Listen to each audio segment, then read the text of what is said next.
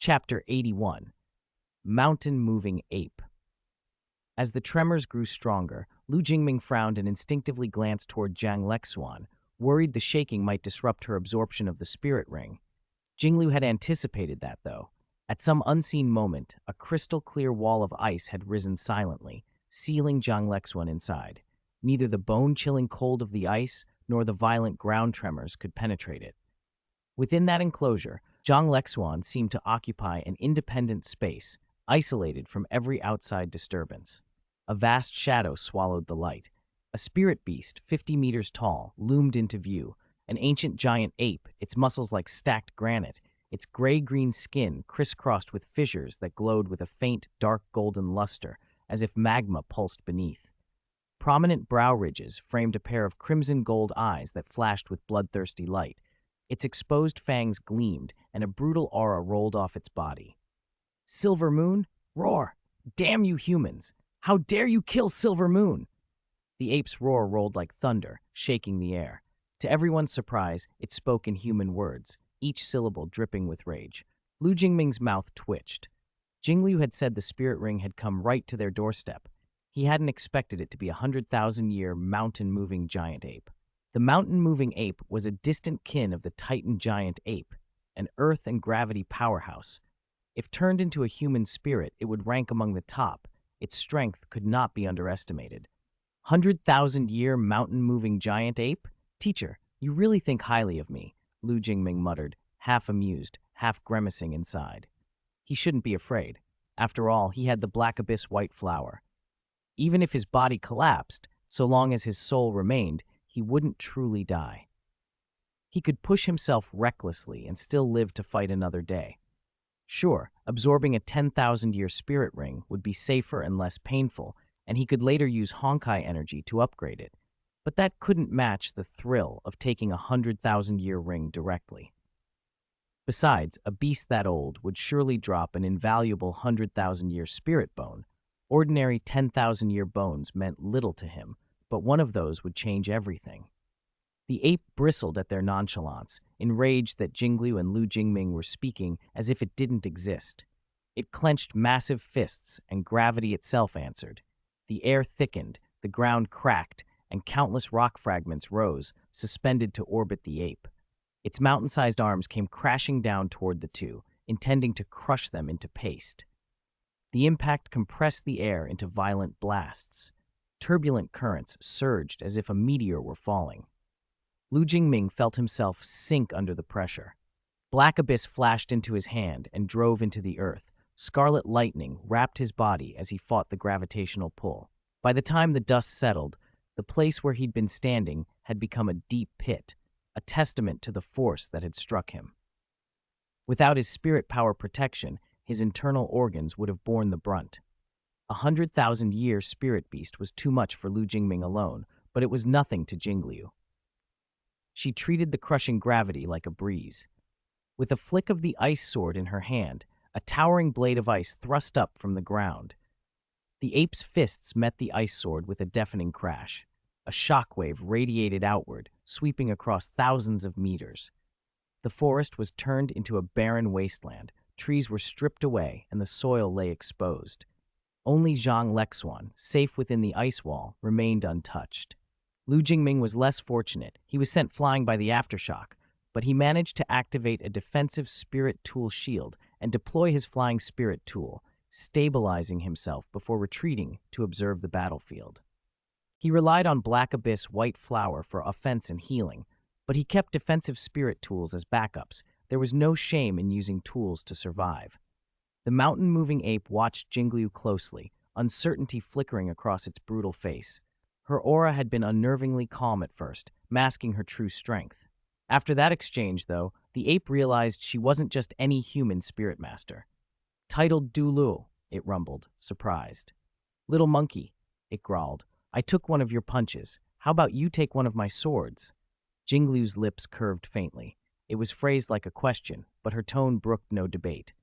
In an instant, she launched. Her figure shot upward like a meteor, rising hundreds of meters, twisting and turning with elegant motion. She bent that momentum into a terrifying descent, sword slashing.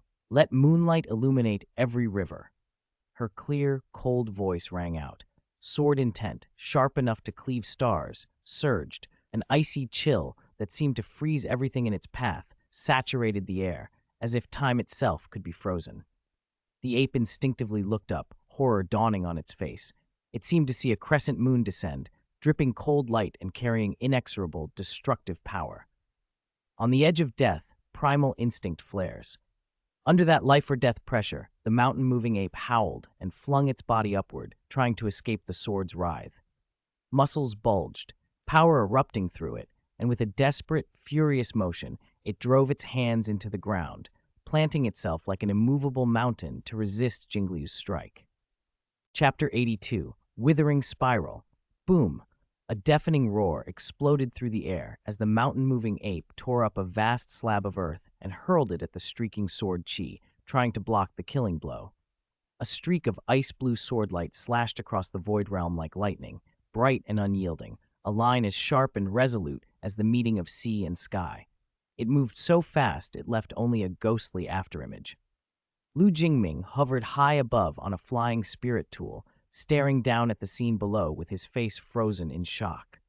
From his vantage point, where the ape had stood moments earlier, there now stood only a crystal-clear ice sculpture, glittering with a cold light in the sun. Behind that sculpture yawned a terrifying sword scar, several thousand meters long, carved across the land. The sword Chi had cut into the core of the Stardew Great Forest and gouged out a bottomless canyon. The mountain walls on either side of the rift were polished smooth like mirrors, radiating a bone-deep chill. Within the canyon lingered terrible sword intent and lethal cold. Even a 10,000-year spirit beast would be annihilated if it dared to approach. The earth-shattering strike that reshaped the terrain made Lu Jingming fully appreciate Jingliu's terrifying power. He felt awed and unmoored. By Douluo Continent law, one had to survive a near-death heavenly tribulation and form a god position to become a god. Jingliu hadn't gone through those steps here, and yet she already wielded world-shattering might.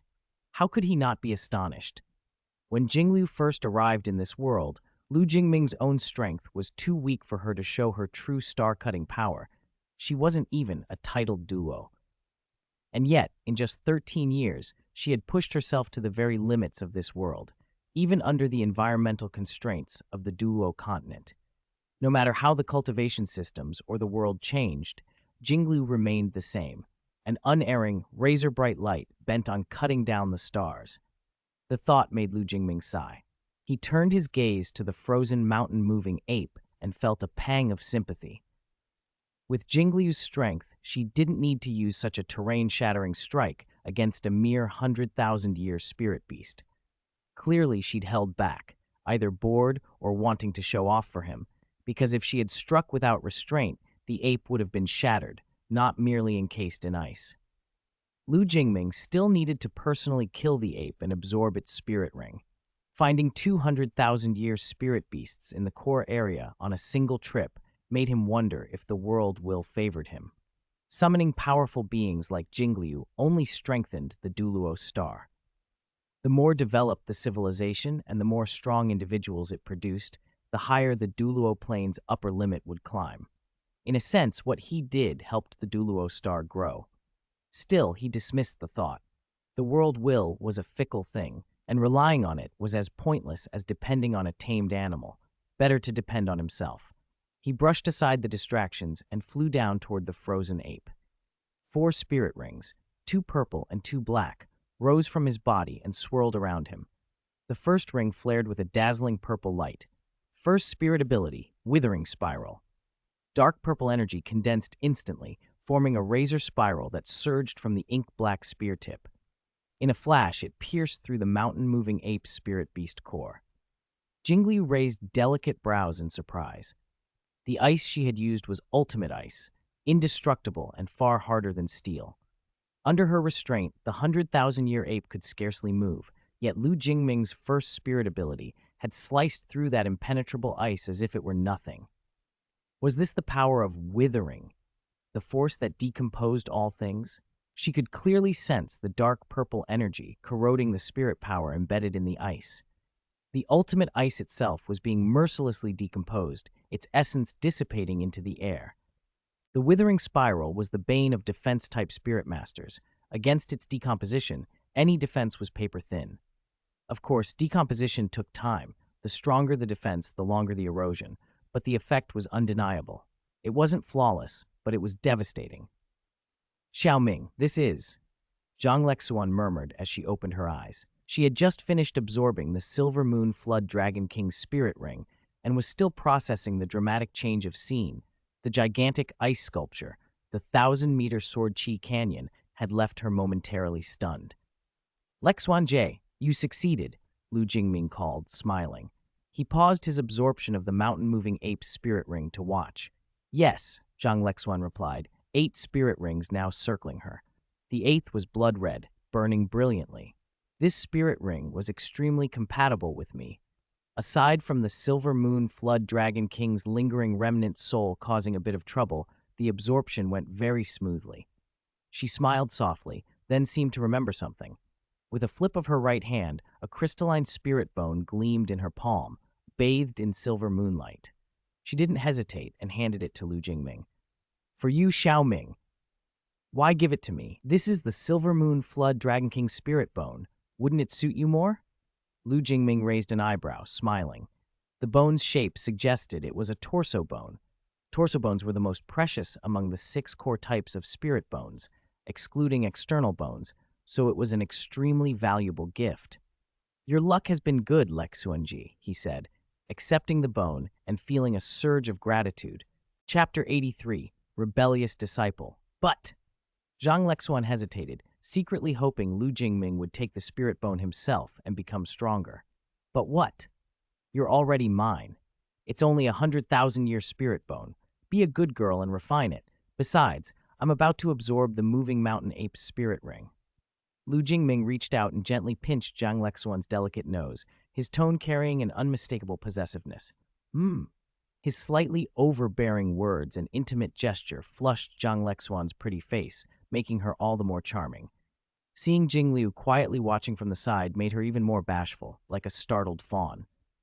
She didn't argue with Lu Jingming's statement, "You're already mine," because in her heart it had long been true. She watched him grow taller, closer to adulthood, and her eyes softened with the thought that he would only become steadier and more handsome with time. Clutching the Silver Moon Flood Dragon Emperor torso bone, she turned aside to begin refining it. 100,000-year spirit bone, many titled Douluo would kill for one, and Lu Jingming had given it to her without hesitation. That alone was enough for her. This girl won't be able to leave you now, Jinglu murmured calmly, having watched the whole exchange. She had lived 1,000 years and seen countless loves and partings. She could read the depth of Zhang Lexuan's attachment at a glance. I never thought of letting her go, teacher. You know me. I'm greedy. What I want, I don't give up easily. Lu Jingming spread his arms as if to embrace all the beauty in the world, eyes bright with resolve. Jingliu caught the tone beneath his words and couldn't help but chuckle. If you can do it, then try, rebellious disciple. Seeing Jingliu unperturbed, no anger, no sword, Lu Jingming was quietly pleased. He smiled with confidence. Teacher, I have time. If 10 years isn't enough, then 100. If 100 isn't enough, then 1,000, 10,000, 100,000 years, until I succeed. That unprecedented determination stirred something faint in Jingliu's normally icy, unreadable heart. Finish absorbing the spirit ring quickly. With 200,000-year spirit beasts down, Ditian won't stay calm for long. Jingliu changed the subject smoothly.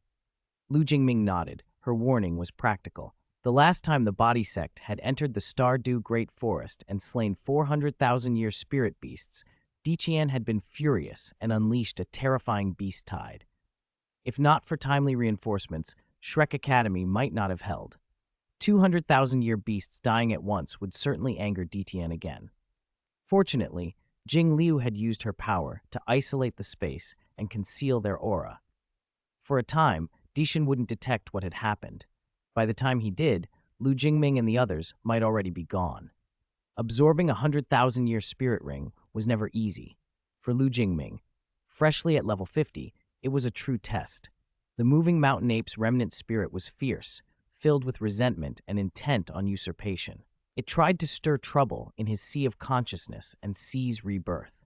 But against the black abyss white flower's powers, those struggles were futile. The flower's wither authority did more than decompose matter. It consumed energy and souls too. As Lu Jingming's strength grew, his mastery of the flower's wither and creation aspects deepened. When he had faced the remnant spirit of the sacred flame heavenly tiger after his third spirit ring, he had to personally wield the flower and fight. Now, against the moving mountain ape's remnant soul, he only needed to activate wither. His mental sea turned into a boundless black ocean that swallowed the ape's spirit, reducing it to nourishment for his consciousness. Level 50 Lu Jingming controlled the black abyss white flower far better than he had at level 30. Because of the creation authority, his spirit ring absorption method had become brutal and efficient. He forced the violent spirit power into himself, ignoring the damage to his body. Meridians burst and blood trickled from his mouth, but creation immediately repaired the ruptures, making the channels stronger and able to hold more spirit power. That allowed him to absorb even faster than Zhang Lexuan. When Zhang Lexuan finally refined the 100,000-year Silver Moon Flood Dragon Emperor torso bone, Lu Jingming had completed absorbing the moving mountain ape's 100,000-year spirit ring almost at the same time. Seeing the 5 spirit rings on his body, 2 purple, 2 black, and 1 red, Zhang Lexuan's eyes brimmed with pride and admiration. She understood how difficult this was. For a spirit king to take a 100,000-year spirit ring was no small feat. Of course, she was proud. Any woman would be when her man excelled. Lu Jingming felt the effects of the 2 newly acquired 100,000-year 5th spirit abilities, and a satisfied expression crossed his face. The moving mountain ape was an earth and gravity-type spirit beast, but the abilities he gained weren't tied to those attributes. The black abyss white flower's power was domineering. The spirit abilities it granted didn't obey the original nature of the beast. Spirit bones were different. The flower didn't alter their inherent attributes or abilities, so there remained a chance that the torso bone, Zhang Lexuan refined, could yield gravity or earth-type bone abilities. Chapter 84, 10,000-Year Spirit Ability. Lu Jingming stared at the dark golden spirit bone he'd pried from the blight ape's left arm, a satisfied smile on his face. Although this bone wasn't as invaluable as Zhang Lexuan's torso bone, among the 6 types of spirit bones, the left arm bone still ranked high, 4th at least, and that was more than acceptable. The blight ape was a creature of immense arm strength. It made sense that an arm spirit bone would be the prize it dropped. He didn't refine it immediately. There would be plenty of time back in Sea Abyss City.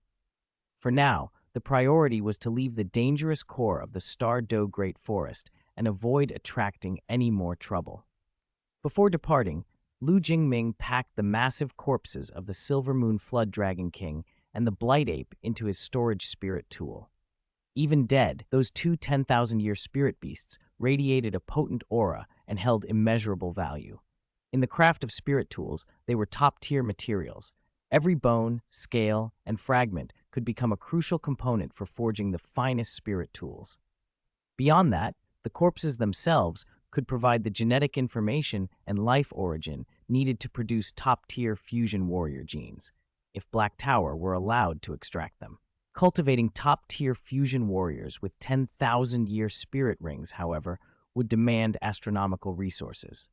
Sea Abyss City had already earned a hefty sum from the simulated universe, but many development projects still required vast investment. Every step forward hinged on genuine funds. The city's current economic pillars were the simulated universe, spirit tools, sea spirit beasts, and rare ocean treasures, and Ningguang's Jade Chamber.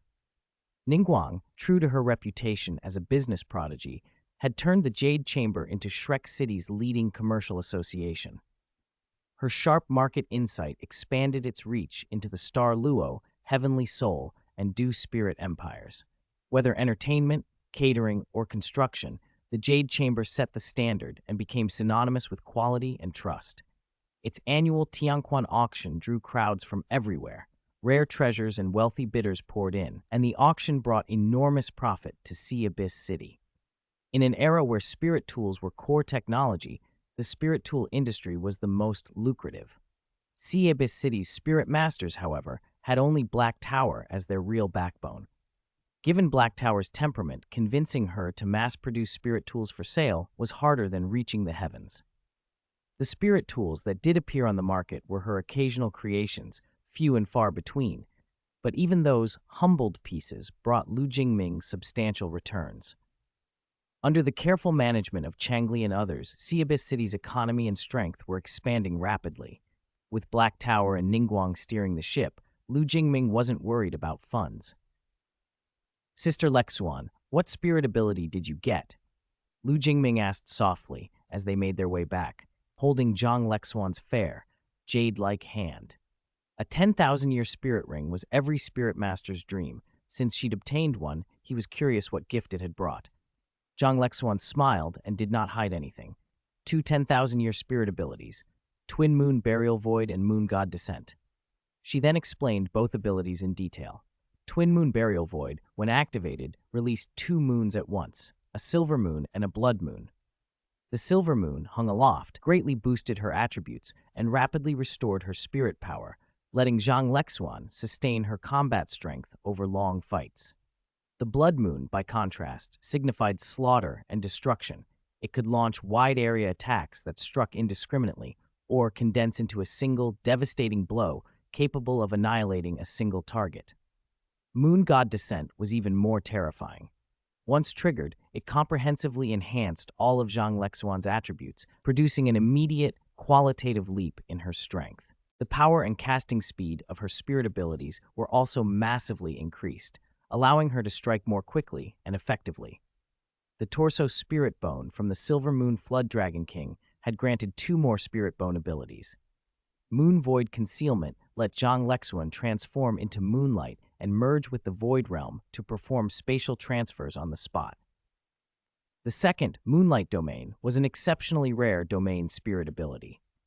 Under its cover, her life and spirit power recovery rates surged, wounds healed quickly, and negative conditions could be purified. Inside the Moonlight Domain, damage from other attributes could be weakened. At night, with moonlight present, the domain's effects could even double. It was a versatile and powerful protection and sustain mechanism. With those 4 10,000-year abilities, plus ongoing refinement of her 10,000-year spirit ring and spirit bone, Zhang Lexuan's cultivation had rocketed. She'd broken through to the 84th level. At only 22 years old, with her talent and the pure Honkai energy Lu Jingming provided, she had every chance to reach the titled Douluo realm before 25. Her combat strength was already formidable. Ordinary spirit Douluo were no match, and she could even hold her own against some titled Douluo. Only the super Douluo stood clearly above her for now. Just as Lu Jingming and the others stepped out of the Stardew Great Forest, a tremendous mental shockwave washed over them. The force of it was vast. An ordinary person would have been plunged into thought stagnation. But Lu Jingming and the others were no ordinary people. They remained composed, barely affected, and quickly realized the impact's origin lay hundreds of miles away. What they felt was only an aftershock by the time it reached them. Chapter 85, Beibei and Tangya. When the massive spiritual backlash struck, the distant sky darkened in an instant, as if an invisible giant hand had smeared ink across it. Lightning snapped, thunder rolled, and wind screamed. Thick bolts of lightning, like coiling dragons, tore across the heavens and blotted out the bright sun. A crushing pressure spread outward, making the entire Stardew Great Forest tremble. Through the roar, a vague yet imperious voice echoed. With hands that grasped the sun and moon and plucked the stars, there is no one like me in this world. Lu Jingming's brow tightened. He understood immediately. This was the moment. The situation had become clear. He had stumbled onto the exact instant when Huo Yuhao obtained the Heavenly Dream Ice Silkworm and Electrolux. He was 13, Huo Yuhao was 11. In the original sequence, this was when Huo Yuhao should have slipped out of the White Tiger Duke's mansion alone, come to the Stardew Great Forest to hunt spirit beasts, and gained his first spirit ring. Fate had been unusually kind to let him witness it. Recalling the sword intent Jingliu had unleashed earlier and the little bug she had mentioned, Lu Jingming realized it was almost certainly the Heavenly Dream Ice Silkworm escaping from the forest's forbidden area. He had missed the silkworm, but he felt no great loss. He had never been interested in the heavenly dream ice silkworm. To him, it was only a million-year spirit beast, one that hadn't even survived a god tribulation. Its spiritual attribute and the second spirit it could grant were not indispensable to him. More importantly, Lu Jingming loathed the idea of another consciousness living in his spirit sea. Even if that consciousness were Electrolux, a venerable, knowledgeable mentor, he did not want another soul lodged in his body. He preferred his spirit world pure and self-contained. Besides, no one could say sea god Tang San had not been watching Huo Yuhao. At such a pivotal moment, whether the heavenly dream ice silkworm fused with Huo Yuhao or Electrolux's divine sense stretched across realms, Lu Jingming doubted the sea god, who kept a close watch over the Douluo Continent, would remain oblivious. Electrolux's trace was especially conspicuous. His divine sense made a very visible mark on the continent, and he had not tried to conceal it. On the contrary, the disturbance he caused was so great the whole Stardew Great Forest, miles away, could see the anomaly in the sky. A remnant soul, a strong remnant, but its main body is already gone, Jingliu said suddenly, regret and disappointment coloring her voice. When the pressure first appeared, she had hoped for an opponent worthy of a fight. But on careful sensing, she discovered it was only a wisp of leftover soul. The original had perished. Her enthusiasm vanished. Jingliu's life was simple. Practice the sword, day after day, pursuing the peak of the sword Dao, and she loved fighting strong foes. Battle let her grow, advance, and afterward enjoy a fine drink with friends. True, formidable opponents were scarce on this continent. Too often a seeming powerhouse would prove nothing but a remnant soul, and that was a bitter disappointment. They did not hesitate. The three of them went straight toward the source of the disturbance, which by coincidence lay along the way back to the Star Luo Empire. Soon the intense spiritual impact receded like a tide. The strange phenomena in the sky dispersed as if they had never been. Quiet returned to the forest. Not far off, Lu Jingming saw 3 figures and a dead spirit beast, 2 males and 1 female. The female wore her black hair in a neat single ponytail, dressed in a close-fitting outfit that showed youthful vitality. She was pretty and lively, every movement brimming with mischief. One male had short, bright blue hair and an elegant air. He was strikingly handsome and appeared about Lu Jingming's age. The other, a black-haired youth, looked a little younger and lay unconscious on the ground. Beside them lay the corpse of a 10-year wind baboon. Lu Jingming instantly put it together. These were Tangya, Beibei, and Huo Yuhao, and the wind baboon that had almost pulled off a miracle. Beibei and Tangya noticed the newcomers as well. They eyed Lu Jingming and his companions warily. In and around the Stardew Great Forest, caution toward strangers was a basic instinct. After such an astonishing skyward event, Beibei and Tangya naturally worried that others might assume they had seized some rare treasure and come covetous and dangerous. At first glance, Lu Jingming, Zhang Lexuan, and Jingliu were clearly not ordinary people. Lu Jingming was handsome and refined, his bearing suggesting a life of privilege and long-held honors. Zhang Lexuan carried a cold, exquisite beauty, like a moonlit fairy. By looks alone, she rivaled Tangya, and with her greater maturity, she even held a slight advantage in temperament. Jingliu's transcendent, aloof presence made her impossible to ignore, as if she had been born to stand at the center of the world. Lu Jingming gave the others only a casual glance before his attention settled on the unconscious black-haired youth. This child was the so-called son of luck of the Douluo Continent, blessed from the start with a dragon-slaying-style golden edge, a million-year spirit ring, and an old master at his side. By all rights, he should have advanced steadily, amassed power and followers, unified the continent, led his comrades to ascendancy and godhood, and become a living legend. Instead, fate had played its hand. The encounter with sea god Tang San turned everything into a bubble and a joke. Lu Jingming thought of the dragon god, the previous son of luck, one of the universe's supreme god kings. The dragon god had been born on the Douluo Continent, led his clan to dominance, and single-handedly created the dragon god realm, the precursor to the present Douluo god realm. The contrast made the scene before him feel all the more fragile. The young Huo Yuhao's destiny suddenly caught in forces far larger and stranger than the bright future everyone had once expected. Chapter 86, Luck Huo Yu Hao, the so-called Son of Luck of the Douluo Continent, born alongside the Dragon God, once had potential and opportunity comparable to the Dragon God. He might have risen to become a supreme god king and stood at the peak of the universe. Instead, his life was full of hardship and reversals. In the end, he was completely subdued. His final attainment was only that of an ordinary god king, a gulf away from the Dragon God, who alone reached the unique status of supreme god king in the god position universe. The Douluo God Realm oversees star systems containing 108 high-level planes and countless smaller ones. Sea god Tang San always treated the Douluo continent with special attention, and his refusal to let it go was not merely because he had ascended from there. More importantly, the Douluo continent is the birthplace of the Dragon God and the homeland of many divinities. Over long stretches of time, it has accumulated an unfathomable store of power of faith, luck, enough to push a favored genius all the way to becoming a supreme god king, just as the Dragon God once did. That vast luck should, in principle, have belonged to Huo Yu Hao and helped him reach the summit. Instead, Huo Yu Hao became sea god Tang San's target.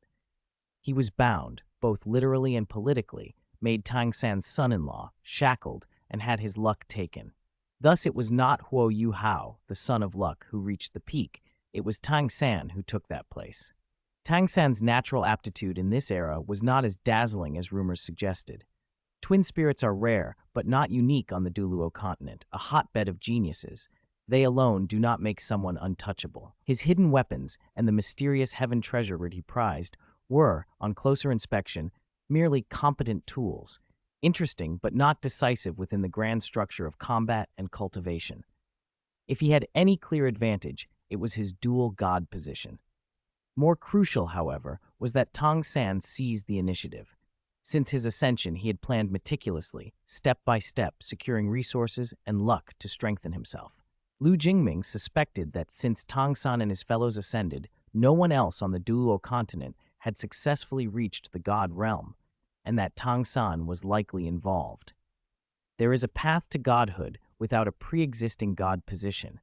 The original angel god and sea god did it themselves. Over 10,000 years, could there really have been no one on the Douluo continent with the aptitude to create a god position? Every divinity who ascends from the Douluo continent naturally acquires some of its luck. That cake already lined up for himself evidently threatened Tang San's interests, so he guarded it jealously. To protect his exclusive luck, he schemed relentlessly, even clashing fiercely with the god of destruction and doing whatever he could to prevent the expansion of the god realm. In Lu Jingming's view, Tang San's deeper motive was to stop the birth of new divinities from the Douluo continent, so others would not share his preordained luck. There are 5 god kings in the god realm. The god of destruction and the goddess of life are both veteran god kings with strength and insight not to be underestimated. Yet curiously, Tang San was the only one who sensed an early crisis in the god realm. The others seemed unaware, almost as if kept in the dark. Perhaps the future spatio-temporal turbulence was just a lucky coincidence rather than Tang San truly detecting a looming catastrophe. No wonder the god of emotion, Rong Nianbing, always called Tang San an old fox. His schemes were that deep. Lu Jingming recalled the first-generation sea god, Poseidon, who pacified turbulent seas in 1,000 years.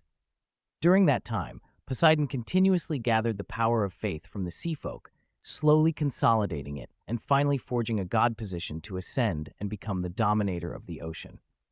Behind that lie many implications.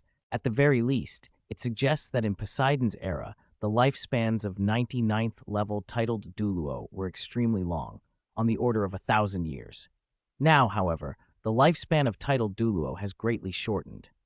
In the 10,000-year history of the Douluo continent, limit Douluo have appeared, but they rarely live past 500 years. The first-generation sea and angel gods had the luxury of a millennium to collect faith and condense a god position. The current era's limit Douluo lack the time to slowly accumulate the power of faith. That is the true reason no new divinities have arisen from the Douluo continent for 10,000 years. The dearth of God-position legacies is only one part of the problem. Thinking of this, Lu Jingming couldn't help but admire the heaven Douluo Yunming, who appeared 10,000 years later. Yunming's aptitude was heaven-defying. He had no god-position legacy, and at the time the god realm was swept by spatio-temporal turbulence. He didn't gather faith extensively either. Yet he achieved astonishing milestones. He broke through to titled Douluo at 23, reached level 95 by 26, became a limit Douluo at 31, condensed divine sense at 35 to become a quasi-god, and then began to create his own god position, only one step away from becoming a true god. His aptitude was terrifying. No wonder he ultimately perished, and even Planemaster Tong Hao did not resurrect him.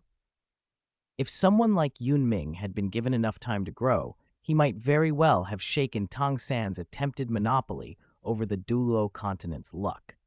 Lu Jingming suspected Yunming had been another person favored by the continent's luck after Huo Yuhao, but 10,000 years later, Tong Hao had already replaced the plain will, and Yunming could not break that invisible chain. Lost in these thoughts, Lu Jingming only gave Huo Yuhao a passing glance and no longer dwelt on him. Under the wary gazes of Bei Bei and Tang Ya, he, Jingliu, and Zhang Lexuan did not linger. They left straight away. To Lu Jingming, Huo Yuhao was merely a plaything in someone else's hands. He had little interest in Tianmeng Iceworm or Electrolux either. There was no need to fight over someone else's opportunity. Such things were expendable to him. After Lu Jingming and the others departed, Tianmeng Iceworm, who had been trembling in Huo Yuhao's spiritual sea, finally exhaled a long, relieved sigh. That scared the life out of me. How unlucky to run into them. I thought I was done for this time, it muttered, lingering with fear. Chapter 87, Electrolux. What's wrong, Brother Heavenly Dream? Huo Yuhao asked, bewildered but pleased as he finally pieced together what had happened and realized he'd hit the jackpot. The Heavenly Dream Ice Silkworm had been acting overly cautious ever since, as if danger could erupt at any moment. It seemed to want nothing more than to curl into a ball. Nothing, Yuhao. There are 2 humans guarding outside. They don't seem hostile. You should go out quickly. The Heavenly Dream Ice Silkworm couldn't very well admit that it, a dignified million-year-old spirit beast, had been frightened nearly senseless. Such a confession would ruin its pride. Guarding me? Could it be them? Huo Yuhao blinked. He had no close friends or family left in this world. After thinking for a moment, the only likely candidates were Bei Bei and Tang Ya, who had shared his grilled fish earlier. After the Heavenly Dream Ice Silkworm sent Huo Yuhao's mental body back out of its inner space, it looked up at the gray light sphere hovering above the Sea of Spirit, its expression turning ugly and grave. While it had been fusing with Huo Yuhao, that gray sphere had intruded and tried to seize part of its domain. How could it not be furious? Worse, its million-year-old spirit power had been unable to contest the sphere inside the Sea of Spirit. That filled the ice silkworm with unease and wariness toward the gray light. On the Douluo Continent, beings who could overwhelm it in spirit power were vanishingly rare. Now it had encountered 2 such anomalies in short order. It could not help but question its own fate. Inside the gray light sphere, a faint silhouette murmured, I didn't expect a remnant of my consciousness to still survive and end up in this unfamiliar alternate plane. Was that just now a demigod of this world? Electrolux, recently transmigrated and newly awakened, did not rush to speak with anyone. He quietly observed this strange new world and the human youth he had possessed. He had not expected to meet, upon arrival, an existence that had condensed divine sense like his own.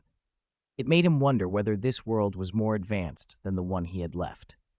Outside, Tang Ya heaved a dramatic sigh and slapped her chest. You scared me to death, Bei Bei.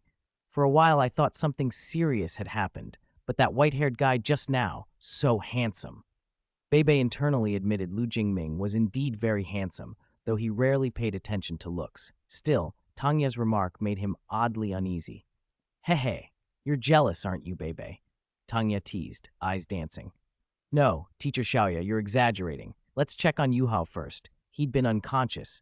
Bei Bei quickly changed the subject, eager to deflect Tang Ya's teasing. Tang Ya, pleased to be called teacher, puffed up and stuck out her chest. I was talking about that white-haired sister being super handsome. Don't put words in my mouth. I'm not hopelessly lovesick.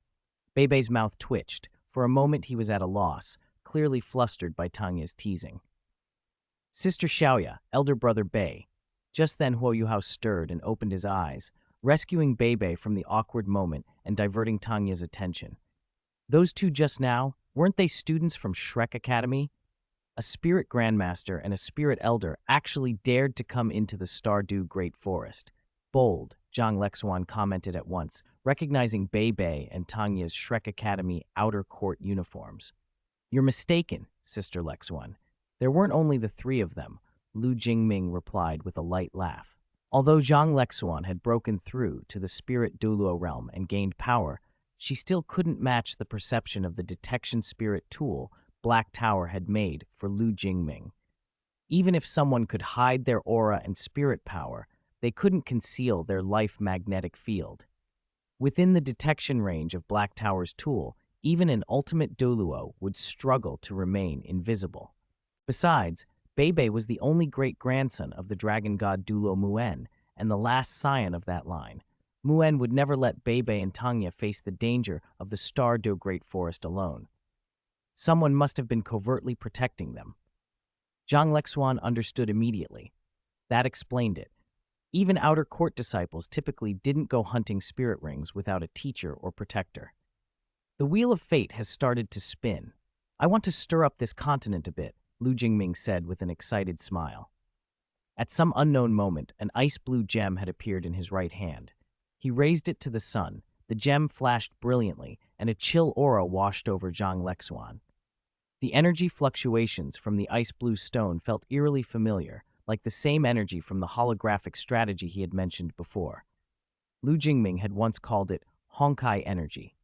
Reading the mischief on Lu Jingming's face, Zhang Lexuan sighed inwardly. He was clearly plotting something again, and whatever it was would likely cause a major uproar. That God King script has already begun. He won't mind me being a fellow chess player, will he? But who should I choose as the pawn? Lu Jingming muttered, idly turning the gem in his hand. He planned to cause trouble, but he had no intention of dragging Sea Abyss City into it personally. He'd need an alias and a pawn to execute his plan. Sea Abyss City, St. Freya Academy. You went to the Stardew Great Forest and hunted 200,000-year spirit beasts? Guye was speechless when she learned that both Lu Jingming and Zhang Lexuan had each absorbed a 100,000-year spirit ring taken from beasts in the Stardew Great Forest. She had only emerged from seclusion after a breakthrough and immediately heard that her territory had been violated. 100,000-year spirit beasts taken from elsewhere were one thing. The beasts in the Stardew Great Forest were all her subordinates. Lu Jingming had gone into her forest and killed 2 of her subordinates. How could she not be infuriated? Chapter 88, Kiqing, the Workaholic. You, get online. I challenge you to a deathmatch. Guye ground her teeth, pointed straight at Lu Jingming, and initiated a simulated challenge, to the death. One knew all too well how horrible dying even once in the simulation could feel. Huh? March 7th, Firefly. Robin and the others stared in surprise, looking at Guyu and wondering why she'd suddenly lost her temper. All right, Lu Jingming agreed without hesitation. Guyu was just Guyu, far from a spirit king. Where did she get the nerve to challenge him? Hey, Ah Ming, don't bully Guyu. March 7th put her hands on her hips and pouted at Lu Jingming. She didn't know what sudden grudge Guyu had picked up, but she did know Guyu couldn't beat him. This was going to end badly for her. March 7th felt helpless at Guyu's stubbornness. No matter how hopeless the situation, Guyu would never admit defeat, unlike March herself, who followed her gut.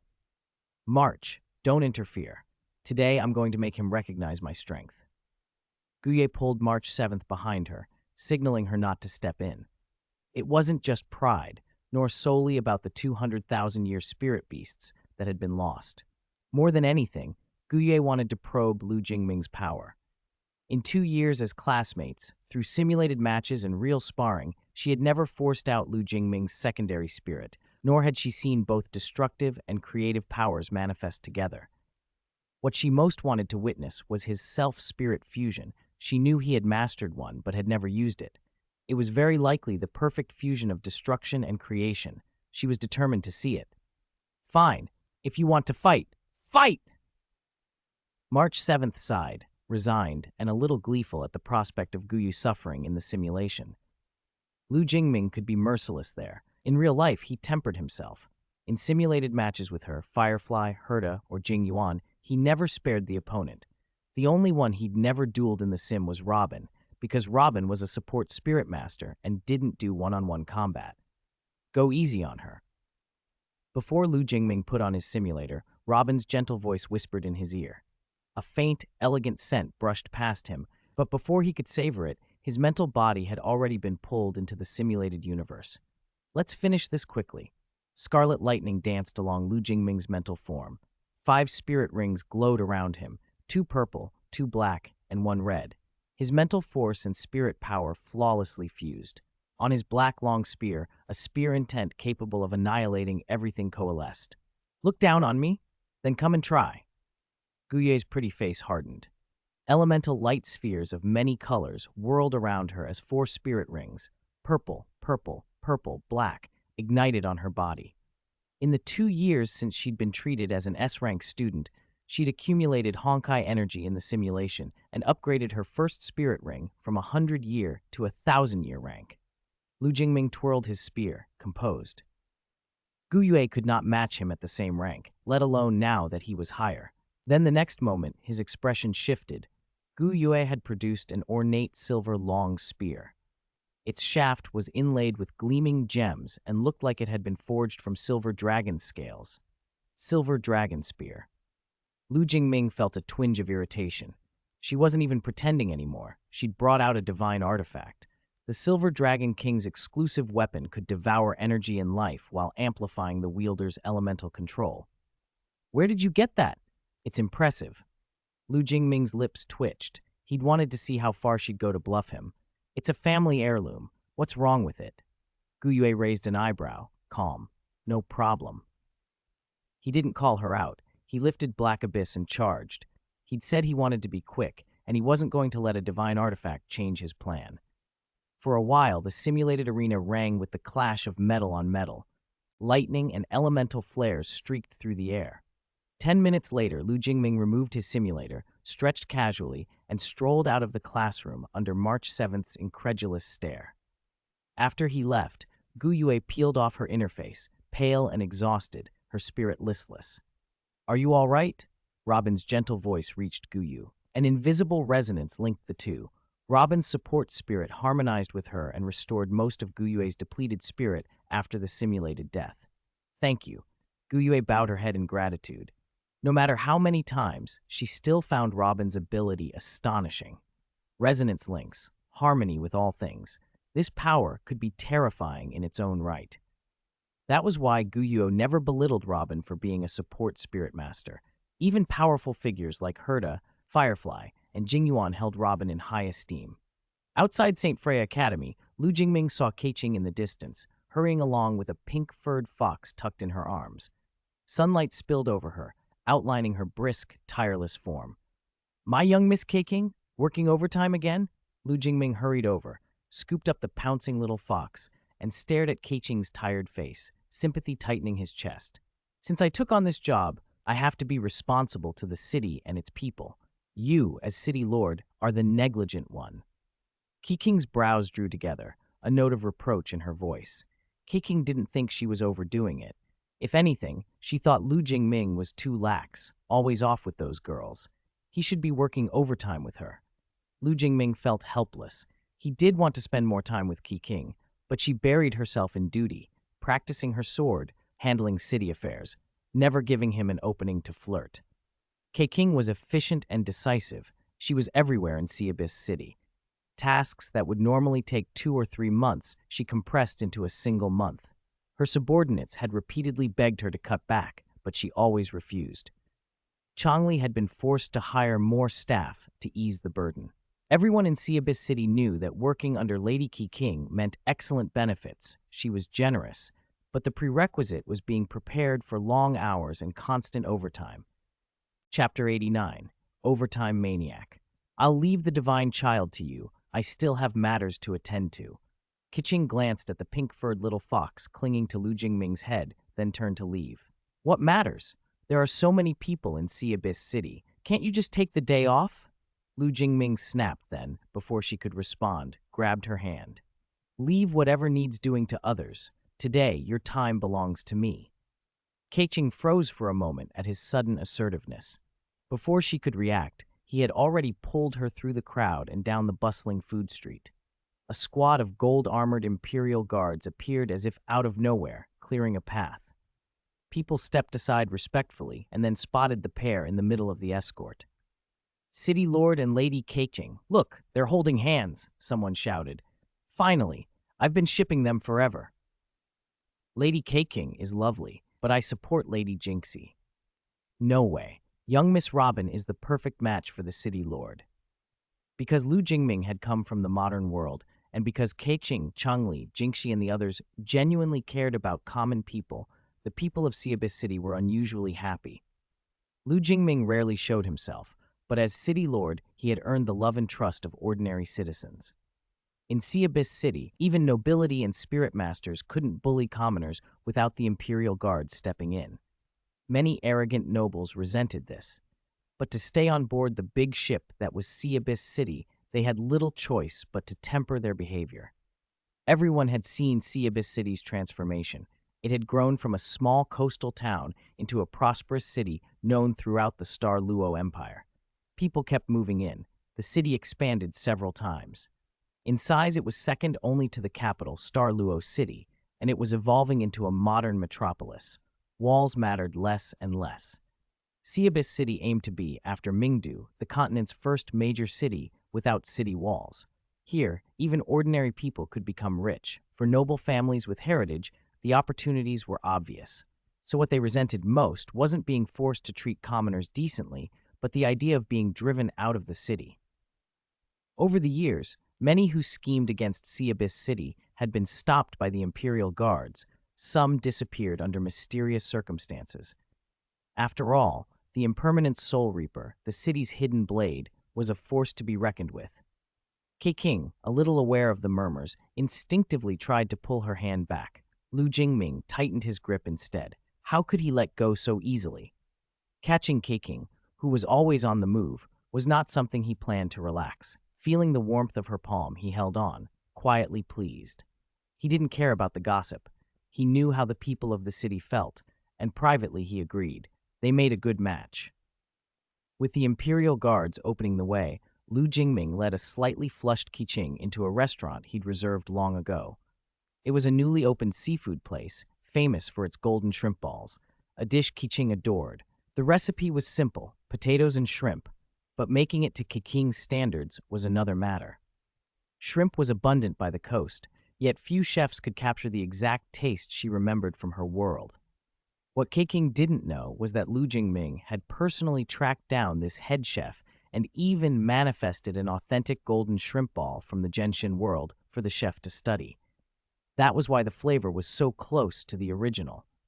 The restaurant's interior was simple and tasteful, lit by warm yellow spirit lamps. Staff greeted Lu Jingming respectfully and ushered them into a private room he had reserved just for Keiching, one that had remained empty since the restaurant opened, waiting for her. Keiching was completely unaware of the special arrangements. This was just another of Lu Jingming's thoughtful gestures. He had done many things like this. Eat first. You look like you haven't eaten properly. Even with spirit power, you need to take care of your body, he said, a reproach threaded with concern. He ordered Keiching's favorite golden shrimp balls and several refreshing side dishes, and didn't forget to ask for fried tofu for the divine child. Keiching felt a little embarrassed by the sudden attention. She lowered her head and let her hair hide the faint blush on her cheeks. She didn't bring up going back to work. She only gave a soft, barely more than a breeze. On learning the city lord had arrived, the head chef himself stepped into the kitchen, tied on his apron, and set to work with practiced speed. Soon steaming, fragrant dishes were set before them. The golden shrimp balls gleamed golden, crispy outside and tender inside, with fine threads of fried potato wrapped around plump shrimp, utterly appetizing. Lu Jingming hadn't eaten yet, so he made a point of sitting with Keiching and the little fox. Qing ate with refined grace, each movement measured, each bite elegantly taken, the poise of a young lady from a prestigious family. But she ate quickly, a habit born of years of efficiency, elegance and speed blended into a unique charm. Watching her enjoy the golden shrimp balls with a subtle, unconscious smile, a thought crossed Lu Jingming's mind. Should he call Ganyu to join them? Almost immediately, he felt a headache at the idea. Ganyu and Qing, the heartfelt Qing combo, were both notorious overworkers. Imagining two such overtime fanatics together was simply terrifying. Chapter 90, Familiar Territory. Lu Jingming had been running a plan that demanded a large reserve of true power. Lately, the income of true power had been steadily shrinking, and he hadn't found an effective way to boost it.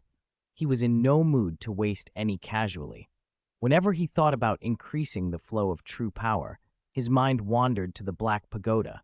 He wondered how the research there was progressing and whether the Thousand Worlds One ride had successfully anchored the coordinates of a parallel world.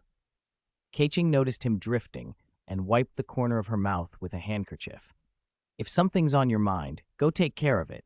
You don't have to force yourself to stay. I can keep working. How could I? Lu Jingming snapped back to the moment, his gaze locking on Qing's amethyst eyes. A gentle smile curved his mouth. The most important thing today is you. Is that so? Whatever you say. Qing's eyes flicked away, unwilling to meet the intensity of his stare. She wasn't used to his blunt tenderness. She preferred their usual bickering. Still, the warmth in her chest made her slightly flustered, so she masked it with a practiced composure. Lu Jingming, on the other hand, was unreserved. From the moment they set out, he never let go of Qing's soft hand. He led her through Abyss City for the whole day, exploring every corner with the kind of boyish enthusiasm that made people smile. Compared to the monotonous entertainments on Douluo Continent, soul duels, casinos, brothels, Abyss City was a revelation. It offered novel amusements, streets fragrant with food, music spilling into plazas, and bookstores lined with new volumes. For the people of Douluo Continent, it felt like a door to another world. When they wandered into a bookstore, Lu Jingming's eyes were drawn to several familiar-looking titles. Then he remembered Xiadi's prodigious output. She wrote endlessly, but she had an odd quirk. She hated endings. Her novels never reached a conclusion. Every book was a pit that left readers yearning. Glancing at the store's main display, he saw more than half the shelves filled with Xiadi's unfinished works and swallowed a silent 3-second sympathy for her loyal readers. In Xiadi's case, new stories were all she cared about. Endings were someone else's problem. Time slipped by, and before they realized it, dusk had fallen. Soul lamps along the streets of Abyss City lit in sequence, casting a warm, soft glow that made the whole town glow like a lantern. Without noticing, Lu Jingming had escorted Qing back to her residence. Carried away by the day, he instinctively reached for the doorknob, planning to step into her boudoir with her hand still in his. Qing reacted instantly, pressing a hand to the doorframe to stop him. "What are you doing?" "A girl's boudoir is private," she said firmly. "You can't just stroll in and out." "Didn't I say I'd accompany you all day? The evening counts too." Lu Jingming tried to sound serious, half pleading. "Heh, you wish." Qing's mouth twitched. The corner of her eye sparked purple. Her smile was not warm. Lu Jingming tried to argue, thinking that merely sitting in her room would be a step forward. But Qing had no intention of giving him that inch. She picked up the little fox by her side, dropped a, "Get some rest early," and shut the door in his face. Lu Jingming glanced up at the sky, resigned but not defeated. The day had been a success. They'd held hands all day, and she hadn't resisted. One day, he'd win her over. He considered his options for the night. Robin, March 7th, and Jinxia would be tough. Like Qing, they wouldn't let him pass their doors. Firefly, Xiadi, and Ji Yingying would be easier to enter, but staying overnight would be difficult. The only person who would let him sleep over without a fuss was Zhang Lexuan. As for going back to his own room, no contest. Sleeping entwined with a fragrant, soft beauty, even if only to dream sweet dreams, sounded far better than sleeping alone. So he went straight to Zhang Lexuan's door and knocked. After a moment, the door opened, and she appeared in a pure white nightgown, her long, ink-black hair falling casually over her shoulders. Steam still clung to her hair from a bath. She had that lazy, inviting air of someone just finished with her evening routine. Xiaoming, weren't you with Kiking? Why are you here? Zhang Lexuan asked, smiling with a teasing lilt. Everyone knew he'd spent the day with Kiking. The whole circle had tacitly agreed not to intrude. Sister Lexuan, isn't that obvious? I'm exhausted from walking.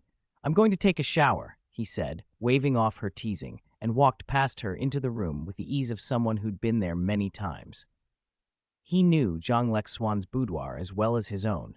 He grabbed a towel from the rack and then rifled through the wardrobe until he found a set of men's pajamas. Of course, there was a full set, as if laid out in expectation. Zhang Lexuan watched him move through the room with a bemused expression, showing not the slightest hint of embarrassment. Chapter 91. Shizhang.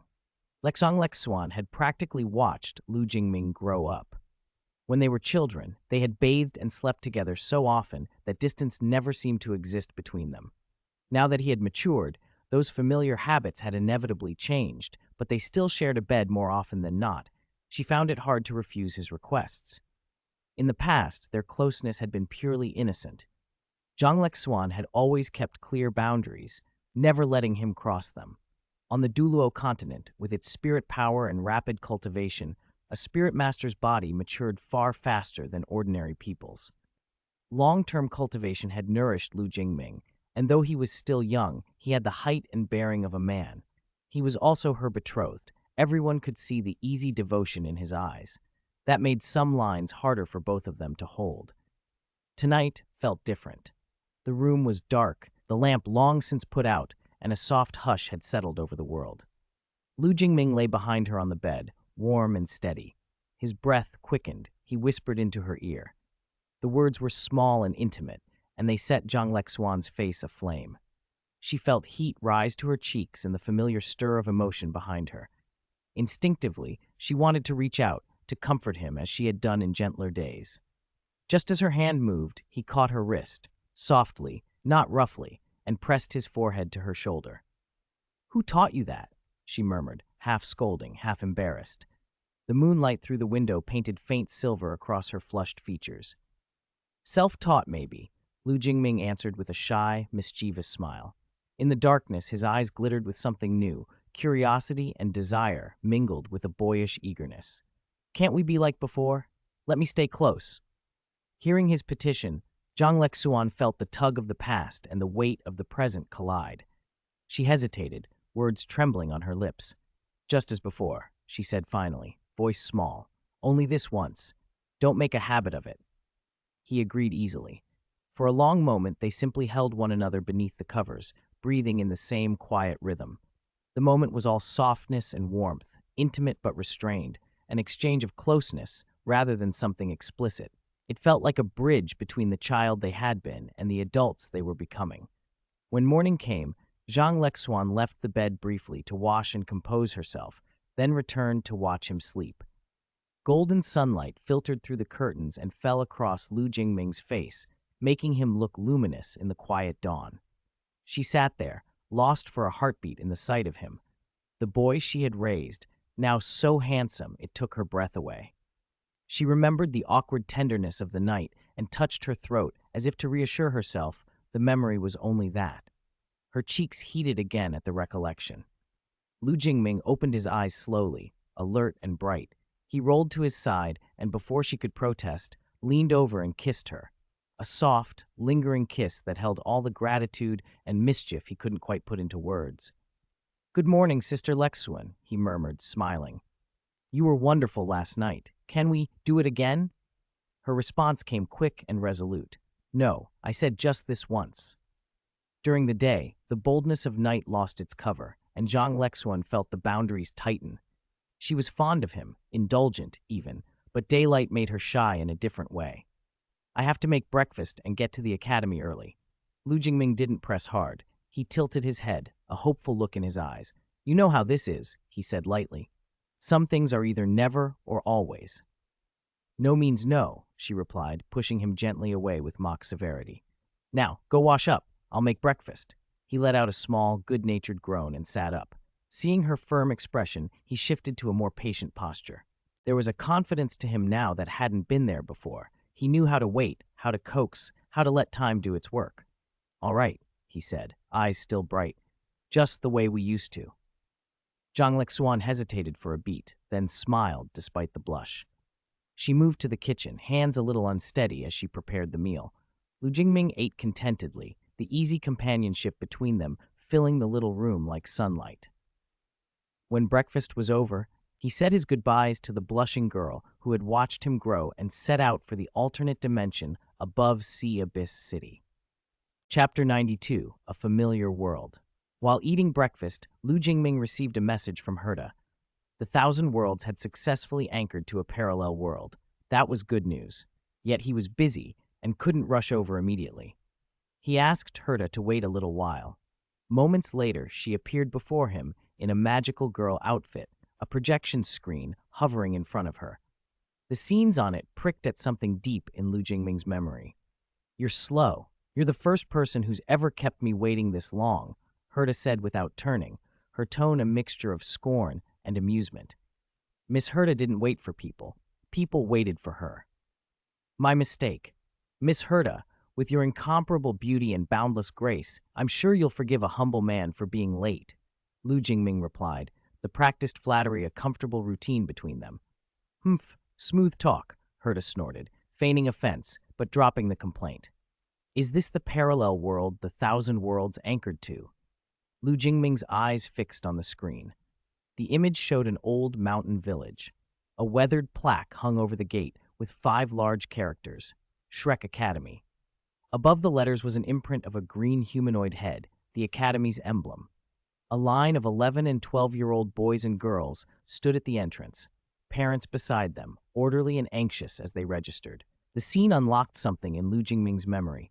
It felt unbearably familiar. He couldn't name everyone, but faces and impressions surfaced. Tang San, Xiao Wu, Ning Rongrong, Juju King, and the golden-haired, heterochromatic-eyed boy by the registration desk, Dai Mu Bai. "It's this world," Lu Jingming breathed. This parallel world, the first anchored by the Thousand Worlds, was intimately linked to the world he was currently in, the Douluo Continent 10,000 years ago, the world of the first Douluo Continent novel with Tang San as its protagonist. He tore his gaze away from the screen and looked at Herta, his eyes bright with purpose. "Can we open the illusory channel now?" For him, no matter what world lay beyond, obtaining reality power was the priority. The other world's resources were only secondary. The power of reality was the indispensable key. Herta answered calmly, her voice flat. "Not yet. Honkai energy is insufficient. Right now we can only open a temporary channel, and it can't transmit living beings." Lu Jingming's mind raced. If living beings couldn't cross, spirit tools could. To gain reality power, things connected to him had to affect that world. The greater the impact, the more reality power he could harvest. The previous simulated universe had upended combat across the Douluo Continent, arenas closed, the traditional model was forced to change, and much of the reality power he'd obtained had come from that world's reaction. The next step was clear: open a temporary illusory channel and deploy the simulated universe. If it could make waves there, he would gain a steady stream of reality feedback. There were risks. In that world, the divine senses of the Asura god and sea god still lingered on the Douluo Continent. Their divine senses were preserved for the legacies of their god positions and weren't supposed to interfere, but they were watchful presences. Lu Jingming had to be careful. He couldn't blithely send something over and get noticed by that world's god realm. He would tailor the simulated universe to match the conditions there.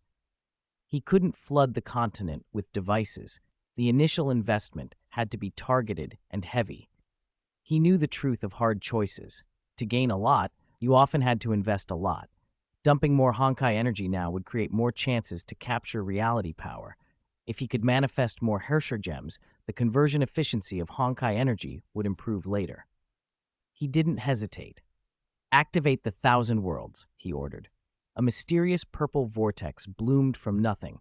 The temporary illusory channel opened with the Thousand Worlds' spatial authority. Quick and efficient, Lu Jingming flung all the pre-configured simulated universe login devices prepared for that world into the vortex. the purple spiral swallowed them. He lost count of how many he'd tossed in.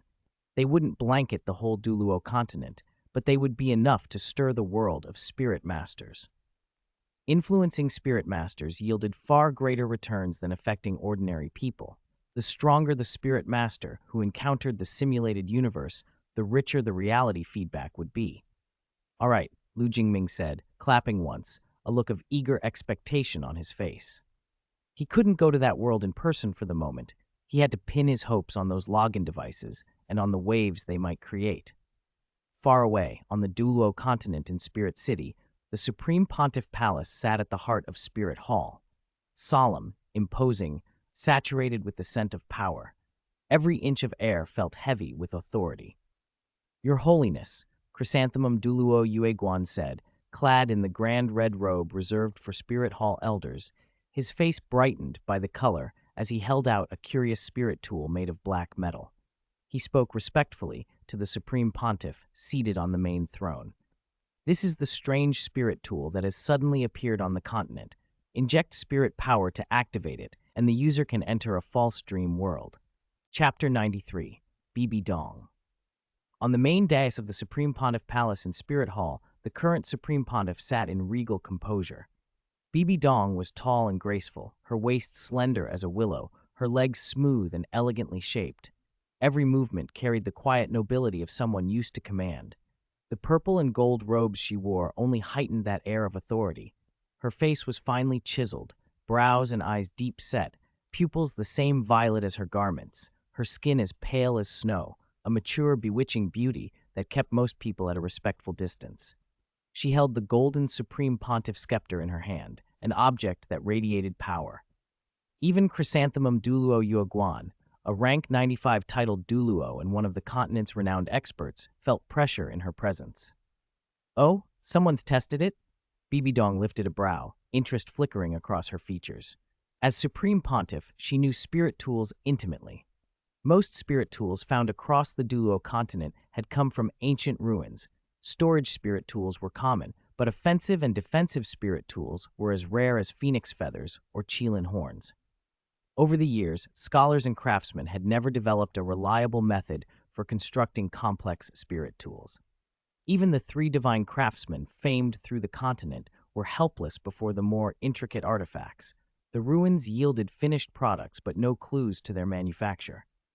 This new spirit tool appeared to have been discovered in a ruin and then disseminated deliberately.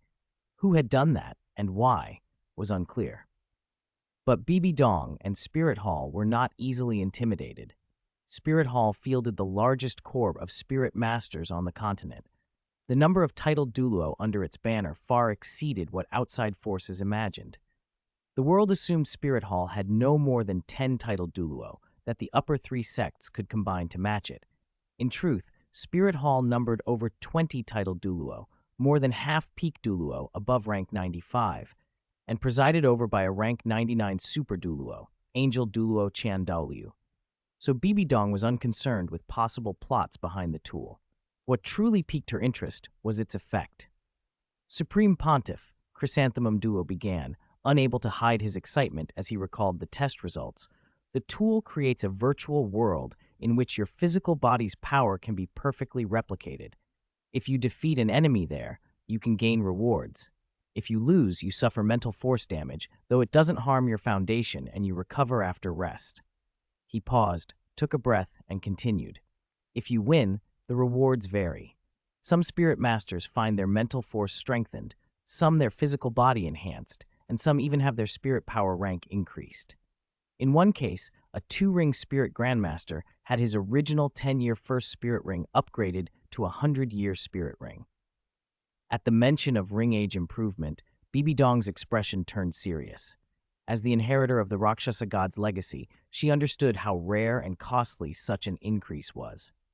On the Douluo continent, methods to increase a spirit ring's age were few and fraught with difficulty. Most required enormous sacrifices, and only a handful of forces could pull them off. Beyond those extreme means, the only known route to ring age growth was the baptism of divine force in a god position legacy examination.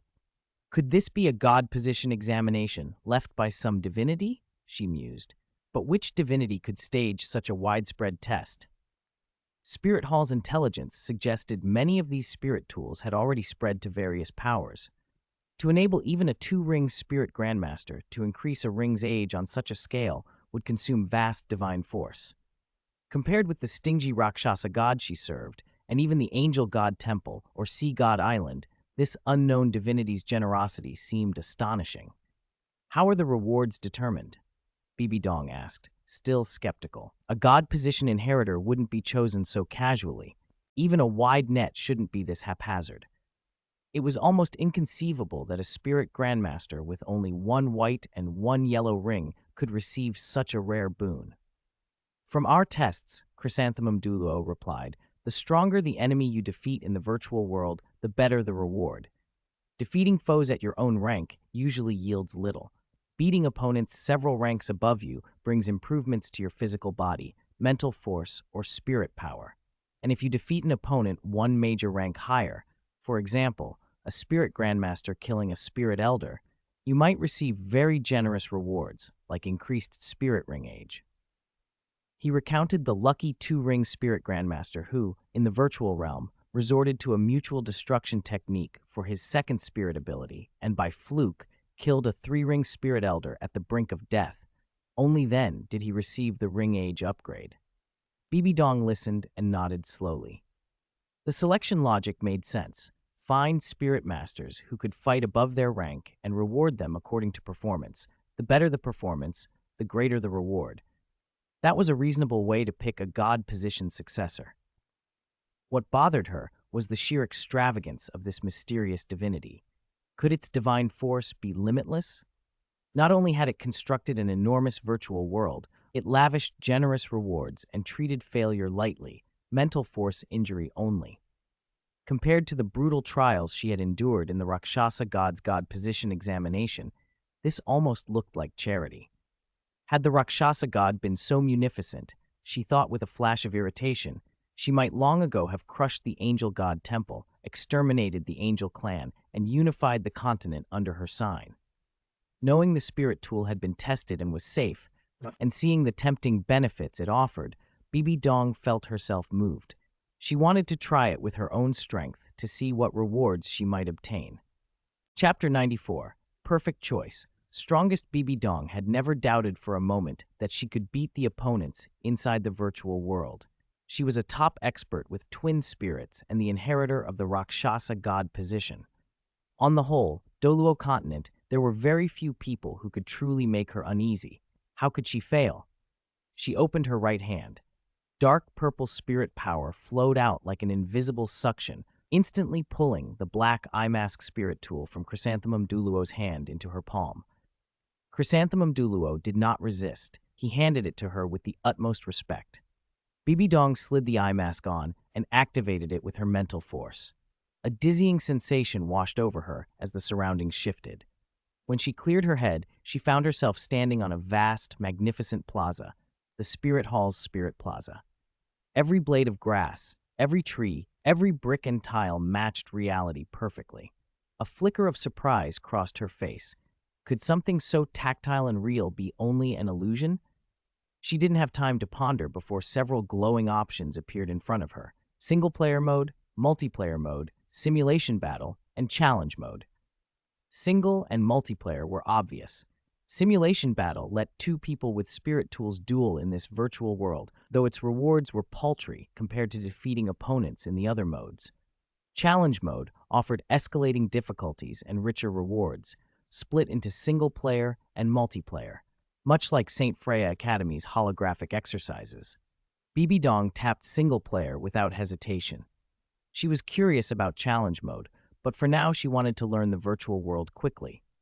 A torrent of avatars flashed like revolving lanterns, then 5 settled into place. The first was a handsome young man labeled Heavenly Pillar Douluo, Jingming. The second was a white-haired lined elder, dragon god Douluo Mu-en. The third was a disheveled old man titled Gourmet Douluo Xuanzi. The fourth was a dark-haired beauty with a cold, mature aura, death god Douluo Ye Shishui. The last was a peerless woman with silver hair and a black eye patch, Snow Moon Douluo Jing Liu. Bibi Dong frowned. She had never heard of any of these 5. There was no mention of them in Spirit Hall intelligence or historical records. With no prior information, she could only judge by their titles. Dragon God and Death God sounded ominously powerful. Gourmet hinted at a dragon-blooded origin, possibly a divine beast-level spirit. Heavenly Pillar implied great force as well. Since this was her first time in the virtual world, confident though she was, she chose to be cautious. She understood well the value of picking the softer target. After a moment's thought, she selected Snow Moon Douluo Jingling. As soon as her choice registered, shimmering motes like summer stars coalesced into a figure. A silver-haired sword immortal with an ethereal, cold beauty and heroic bearing appeared before her. Bibi Dong's expression hardened. She tapped her golden scepter on the ground. The dull thud released a phantom of a verdant death spider emperor behind her. Thor, its aura bone-chilling. 9 spirit rings rose at her feet, yellow, purple, then 5 black rings and a red one, glowing with an imposing presence. Across from her, the simulated Jing Liu condensed an ice sword radiating absolute cold. Frost gathered in the air. Then 9 spirit rings ascended from beneath her feet as well, 4 black followed by 5 red. Bibi Dong's eyes twitched, an ominous premonition gripped her. Before she could react, Jing Liu's figure blurred and became a silver torrent, carrying a majestic sword intent that froze everything it passed. The sword light struck like thunder, a single slash containing the power to split the world. Bibi Dong's pupils narrowed. She reflexively raised her supreme pontiff scepter to block it. But the sword's force was irresistible. Her body, spirit power, soul, even thoughts were frozen. The sword cleaved her in two, her body disintegrated into countless motes that scattered into the virtual void. The cut was absolute. On the main seat in the Supreme Pontiff Palace, Bibi Dong tore the simulated universe device from her face. Cold sweat covered her forehead. Her breath came in ragged bursts. Terror filled her eyes. In that instant before death, facing Jinglu's sword, she had been utterly helpless. She could neither avoid nor block it, only offer her neck and await the end. The sense of despair clawed at her like a hand dragging her back to that unforgettable, dreadful night in the secret room. "Supreme Pontiff, are you all right?" Chrysanthemum Douluo asked timidly, then immediately regretted speaking. Bibi Dong, one hand over an eye, stared at him with the other eye glowing a feral purple. Her gaze was like ice, full of hatred and lethal intent. Chrysanthemum Douluo felt his heart skip a beat. A palpable sense of mortal danger pinched his soul. "I'm fine. You may leave," she said after forcing a breath, tamping down the fury and resentment. Her voice calmed. "Yes, I take my leave." Chrysanthemum Douluo stepped away as if spared a grave sentence. He didn't want to stay another moment under that terrifying stare. Bibi Dong slumped back in her seat, pale and exhausted. She covered her forehead with her hand and murmured, "Did I choose wrong? Could Qiandalu have blocked that sword? Are they real or are they fake?" At first she had assumed the titled Douluo in this virtual world were mere fabrications, but Jinglu's sword erased that belief. How could an illusion move with such personal will, such conviction? The one she fought might have been simulated, but the sword and the Tao behind it felt real. If that Tao could manifest here, then a snow moon Douluo like Jinglu must truly exist somewhere in the real world. A peerless sword immortal far beyond the famed sword Douluo of the 7 treasure glazed tile school. A true master at the peak of the sword Tao. Meanwhile, inside the 7 treasure glazed tile school's elaborately decorated deliberation hall, the atmosphere was quiet, save for a bird's occasional song outside the window. Sword Douluo Chenqin sat immersed in the spirit tool's virtual world. His aura looked still, but his slightly trembling lashes betrayed his inner disturbance. With a loud bang, he ripped the device off, sending a tremor through the table. He was pale, but his eyes burned with fervor. Throwing back his head, he laughed, wild and triumphant. "Ha ha! This is the Tao of the sword. This is the peak. I understand, I understand." Chen Qin's laughter was followed by an abrupt change. A razor-sharp sword intent shot skyward, nearly piercing the hall's ceiling. His spirit power surged like a volcano, and in an instant his titled Douluo strength broke past the old limit. He leapt from the 96th rank to the 97th rank in a single bound. "Uncle Sword? Cowardly man?" Sectmaster Ning Fengji and Bone Douluo Gu Rong, who were nearby, stared in stunned surprise and joy. They exchanged looks of disbelief. How could Chen Xin have broken through simply by entering the spirit tool's world? When Chen Xin's raging aura settled, Ning Fengji hurried forward, face alight with excitement. Uncle Sword, did you receive a reward? For the 7 treasure glazed tile school, Chen Xin's advancement to the 97th rank was monumental. Every rank increase extended a titled Douluo's lifespan by a century, evolved their spirit, and multiplied their strength. A single rank made an enormous difference in the world of titled Douluo. Chen Xin shook his head slowly, still pale but ecstatic.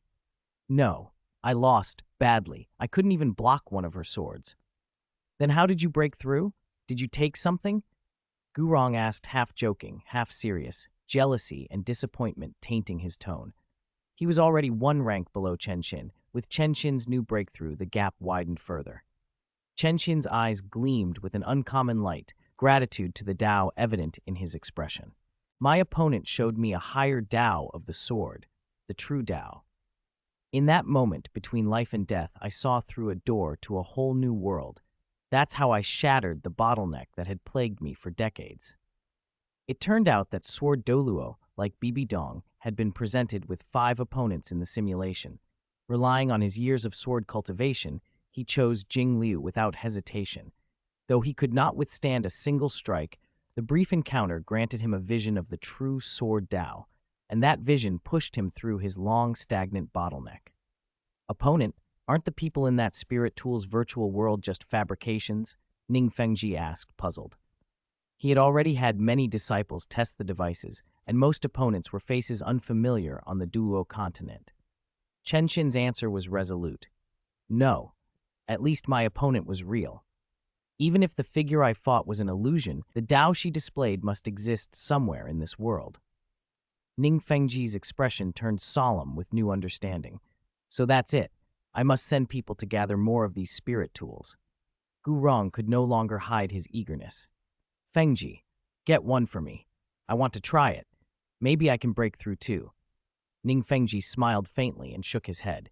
He understood the hopes behind the request, but also knew the truth. Chen Xin's breakthrough didn't come from winning a reward. It came from witnessing a higher level of the Tao itself.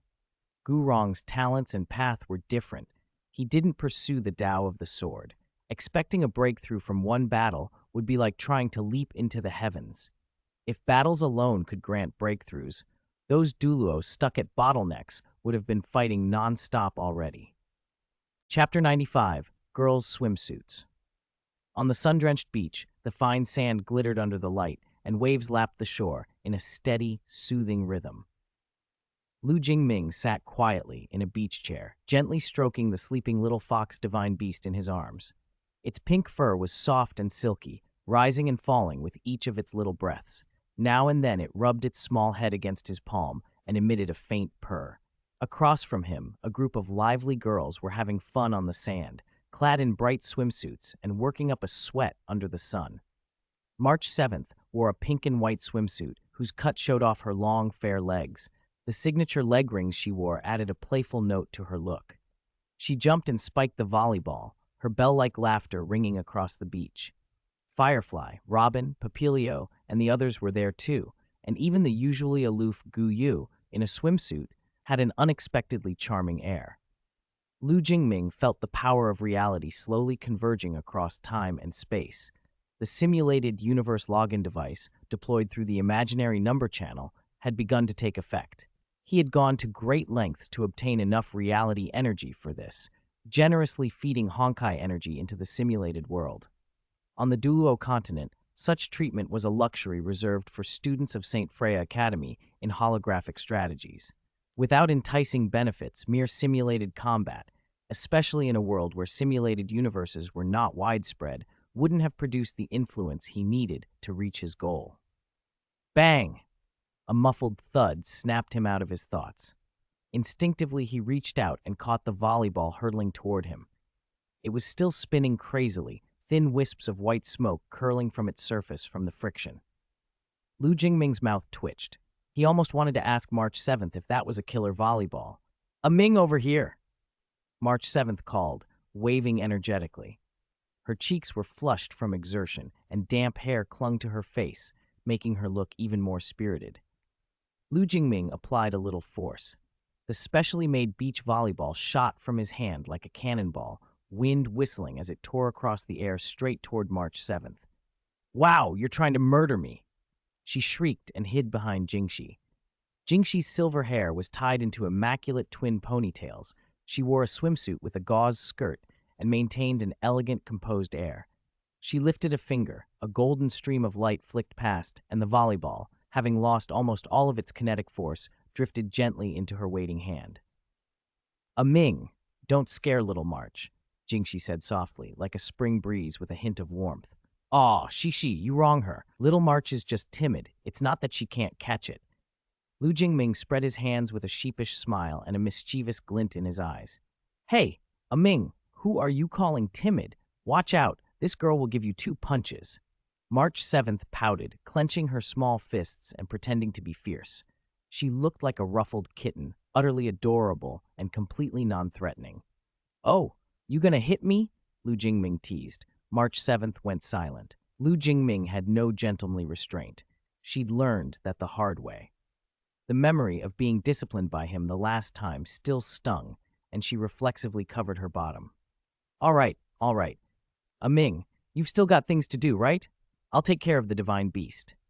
Robin approached in light steps and carefully took the little fox divine beast from Lu Jingming's arms, gentle as if not to disturb its sleep.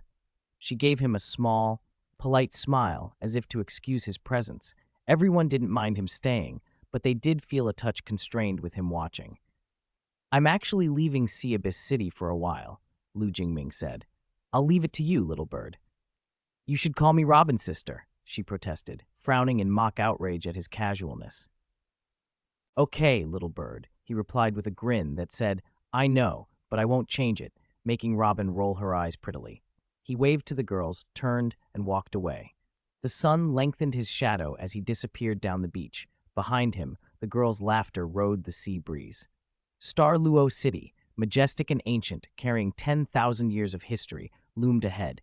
As the unyielding capital of the Star Luo Empire, it stood like an immortal monument to the passage of time. Its walls rose into the clouds, 100 meters high and 100 meters thick, built from materials as hard as steel, hard even a spirit master could barely scratch them. The city covered an immense area, more than 1,000 square kilometers, with streets and alleys crisscrossing and buildings densely packed. The city gate was wide enough for 16 carriages abreast. Star Luo City's permanent population was about 8 million, and during peak trade seasons or grand celebrations, the influx of outsiders could swell the number to as high as 20 million. In land area and population, Sea Abyss City lagged far behind, even though it led in soul tool technology. Lu Jingming and Changli stood before the Great Gate. After a simple registration, they were allowed into the storied city. This was not wartime, after all, and entry wasn't difficult, even into a national capital. Jingliu had not accompanied them. Changli had come instead. Changli didn't possess Jingliu's terrifying, near-invincible combat strength, but her spirit power rank had climbed to 98. More important, her spirit, the vermilion bird, was a southern divine beast, a pure-blood phoenix controlling the ultimate fire, the nameless fire of the south. Its power and purity weren't comparable to a mixed-blood evil fire phoenix like Ma Xiaotao's. Even if Ma Xiaotao's spirit evolved to an ultimate fire, she would still pale beside Changli. Lu Jingming had never been stingy where Changli and the others who had stood by him from the beginning were concerned. Honkai energy and rare heaven and earth treasures found on the Douluo Continent were available to Changli at will, no prior permission needed. That was absolute, unreserved trust. He had come to Star Luo City for a clear reason, to negotiate with the Star Luo imperial family. Jingliu may be unbeatable on the battlefield, but for delicate negotiations, he needed someone meticulous and eloquent, Changli. Lu Jingming's own advantage was his connections. His friendship with Shujuju would be an important bargaining chip at the table. There was only 1 year left until the 2024 All-Continent Advanced Spirit Master Academy Soul Fighting Tournament. Traditionally, the tournament would be held in Star Luo City, the Star Luo Empire's capital. Lu Jingming's aim this trip was to persuade the Star Luo imperial family to cede hosting rights to Sea Abyss City, to draw people and resources there and raise its profile. He knew how difficult that would be. It was practically like trying to climb to heaven. Even if he and Shujuju were closer, the four great empires had been deadlocked over hosting rights for 10,000 years for good reasons. Those reasons were many and complex. First, the tournament was an excellent talent selection platform. Each empire hoped to recruit outstanding spirit masters to strengthen their own ranks. Second, hosting would dramatically boost a nation's international influence and internal cohesion. Third, the tournament let nations assess each other's strength through performance. Fourth, the economic benefits were enormous. Tickets, hotels, food, entertainment, and related industries would see explosive growth, pouring wealth into the host city. Fifth, the tournament's nationwide popularity reinforced the public's reverence for spirit masters and cemented their position as pillars of the nation. It was these intertwined stakes that had kept the major empires unyielding in their contest for the hosting rights for millennia. Chapter 96, Phoenix Douluo. Given the importance of the Spirit Master Tournament to the great empires, it would be natural to assume the Star Luo imperial family would never easily agree to hold it in Sea Abyss City. But Lu Jingming believed something else. So-called principles and bottom lines often only exist when there isn't enough to be gained. Give the imperial family a sufficiently tempting advantage and provide the right deterrent, and anything could be accomplished. With a two-pronged approach of reward and power, Lu Jingming was confident he could get what he wanted. Jingming, you really only come to me when you need something. Every time you visit, you hand me a headache. Su Juju teased as Lu Jingming and Changli emerged from the bustle of Star Luo Plaza and reached the Imperial City Gate. She had been waiting for them, and beside her, the white-haired star cloud Douluo Mani stood silently. It's been a while. Elder sister Juju has become even more beautiful, Lu Jingming said with a warm smile, ignoring the faintly reproachful look in Shu Juju's eyes. At 18, Shu Juju had matured into someone tall, graceful, and exquisitely formed, her face an artwork of divine craftsmanship.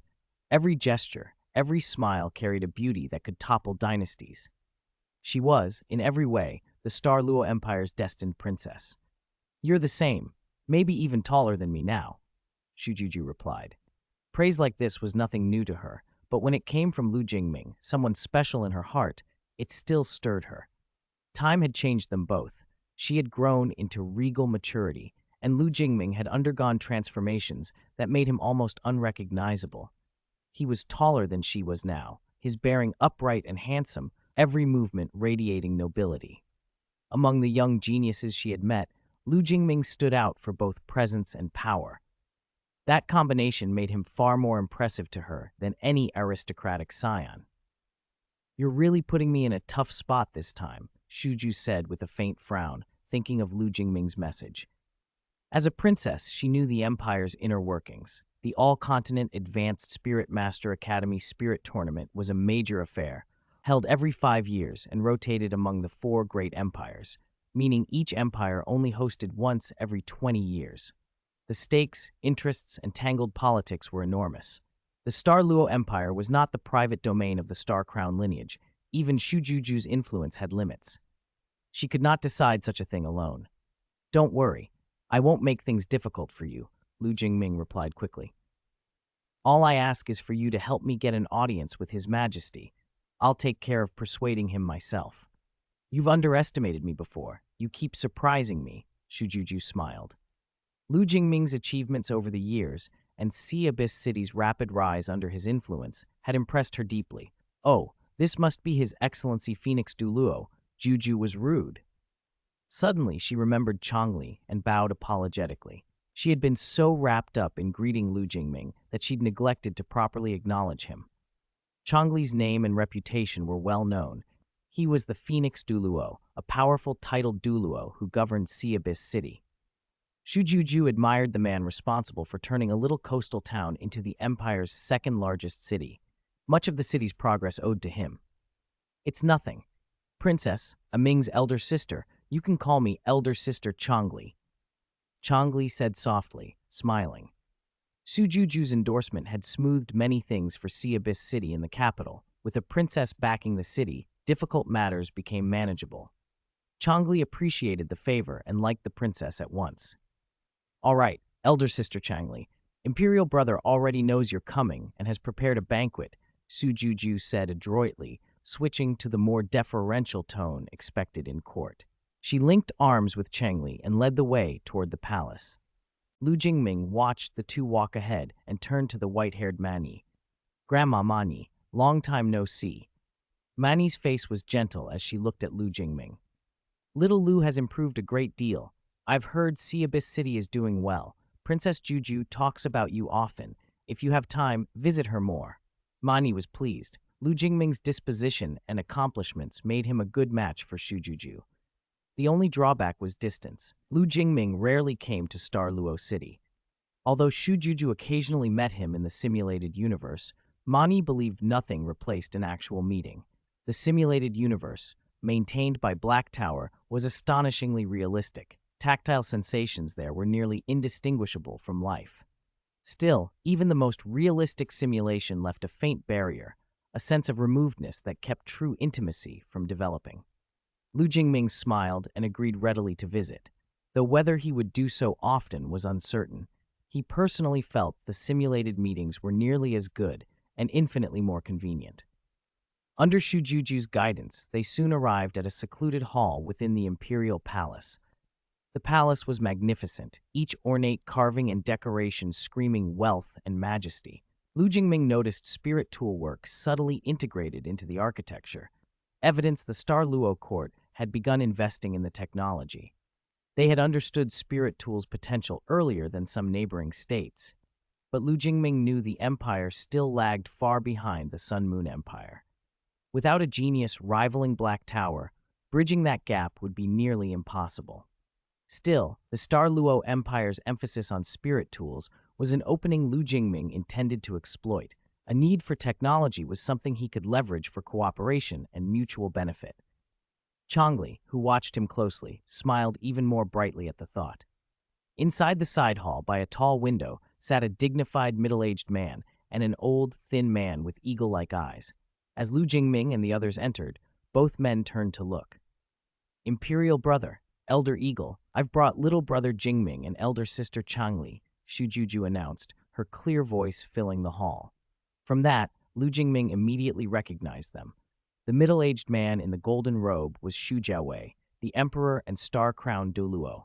The thin old man with sharp eyes was Song Ying, the Sky Eagle Douluo, a level 97 advanced Douluo whose spirit was the six-winged Sky Eagle. He served as high priest of the imperial family's priest hall and as one of the protector Douluo, the strongest titled Douluo in the Luo Empire and a pillar of the nation. Over 2 centuries old, he was a figure even the emperor treated with deference. Now the Sky Eagle's gaze fixed on Changli, his pupils narrowing violently. Shock crossed his face. Chapter 97, Divine Beast, Vermilion Bird. Old Eagle? Shu Jiawei noticed the unusual look on titled Douluo Tianying's face and called softly, his voice full of concern. Tianying's expression was so unlike himself that it drew immediate attention. Your Majesty, Excellency Tianying, Lu Jingming stepped forward and bowed respectfully, acknowledging both the emperor and the veteran Douluo.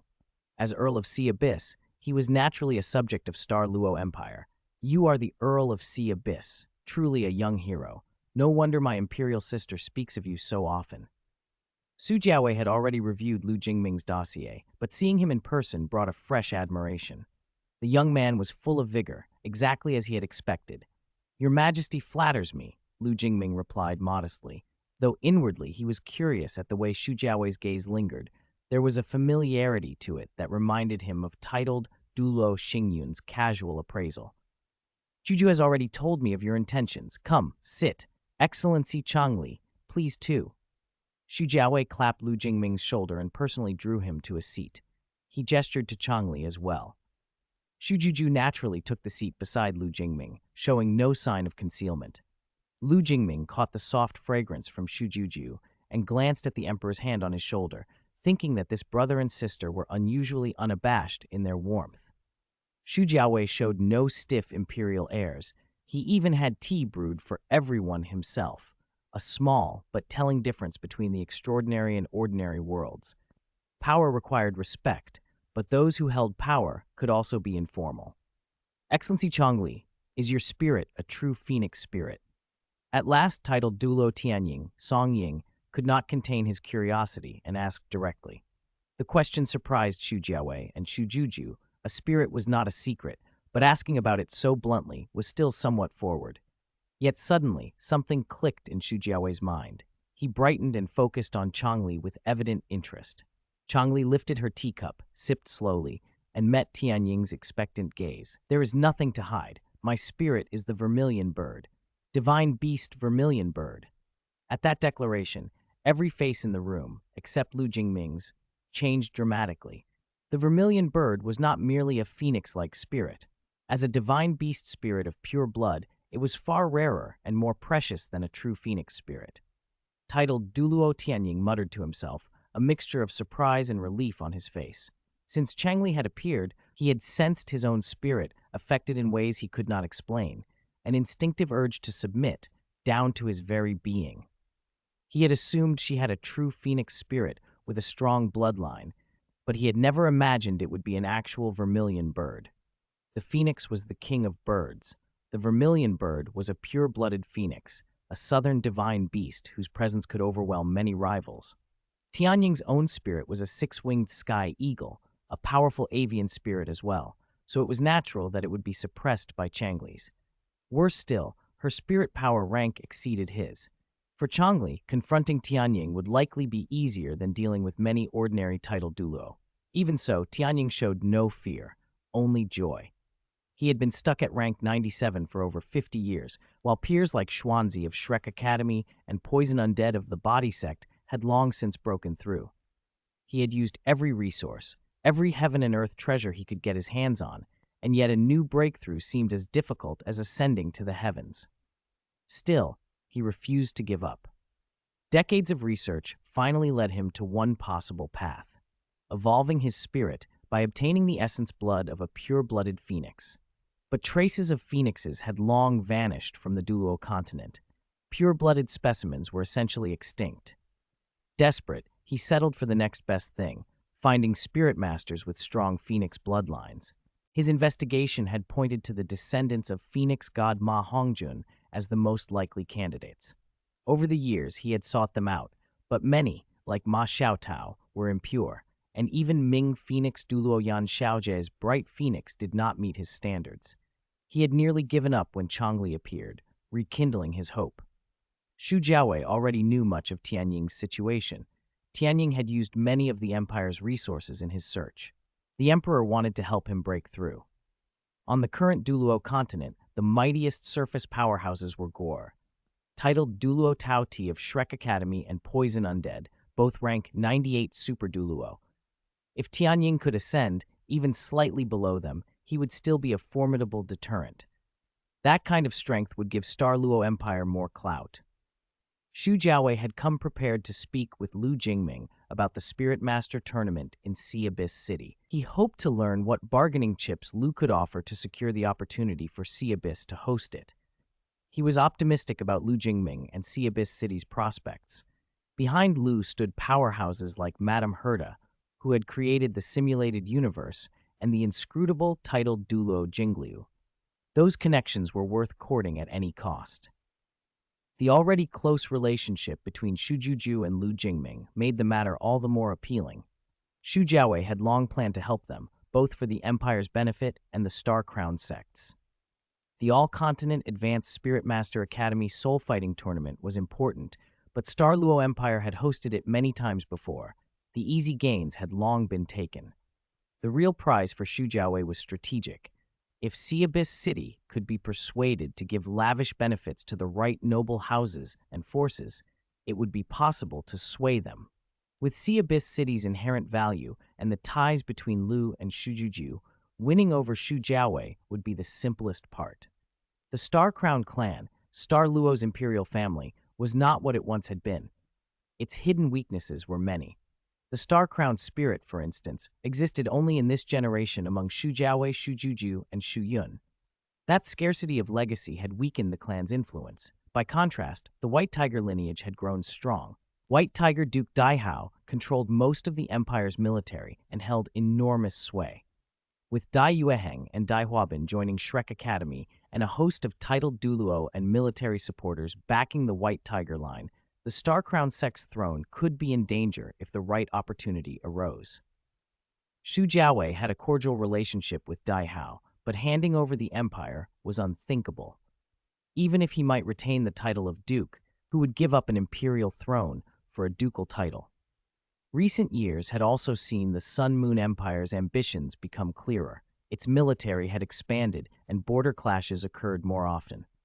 Xu Jiawei felt an approaching crisis and lay awake thinking of it.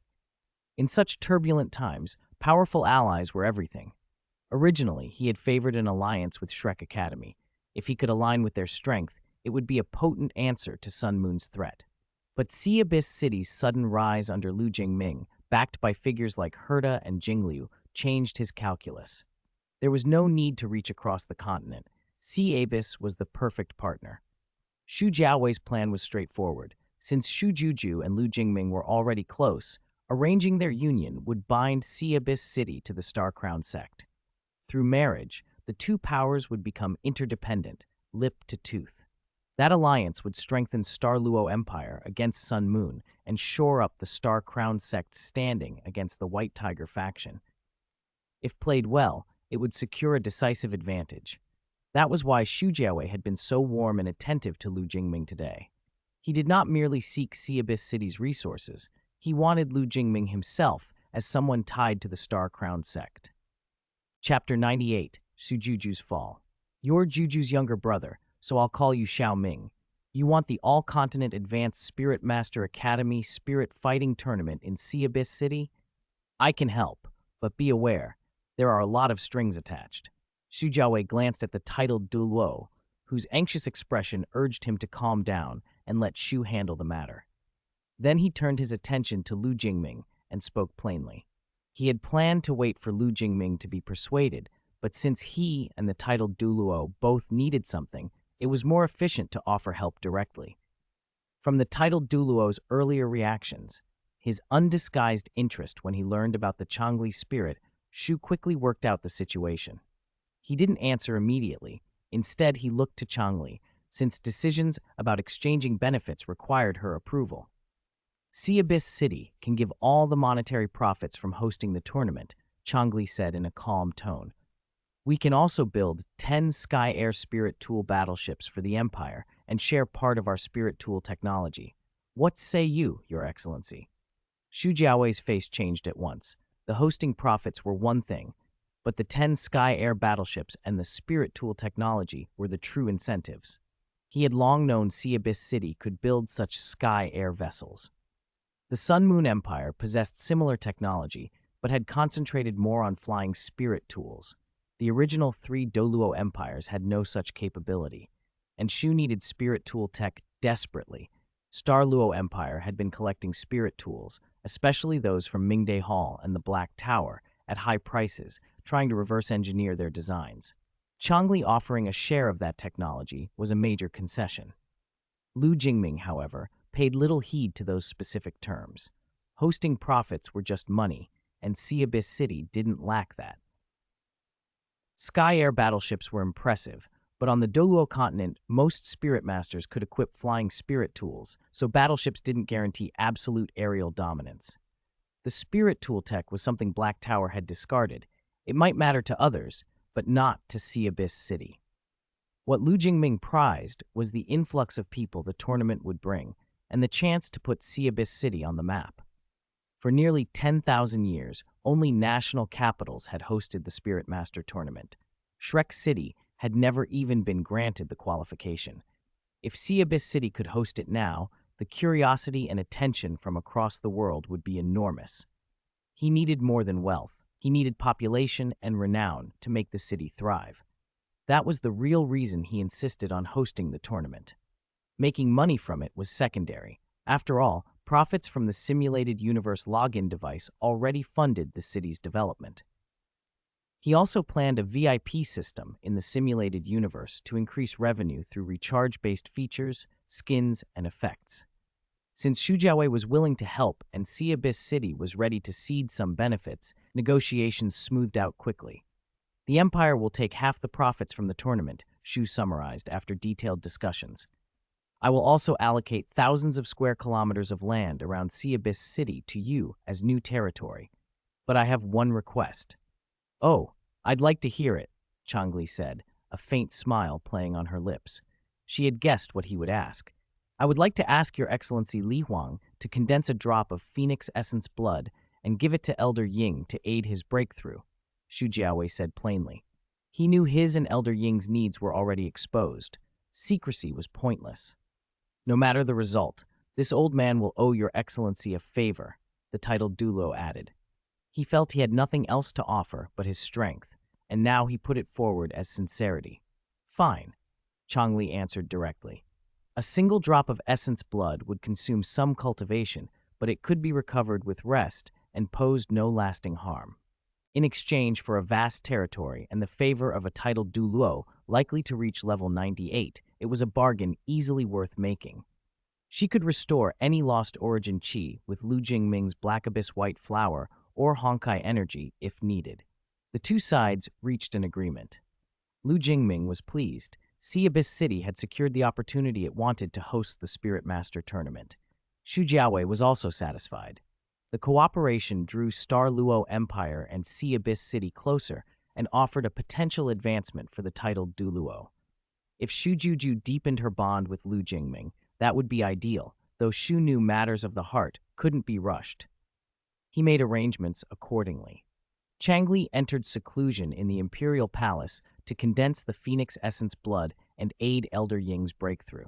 Meanwhile, Shu Jiawei arranged for Shu Juju to take Lu Jingming on an official tour of Star Luo City to see its sights and customs.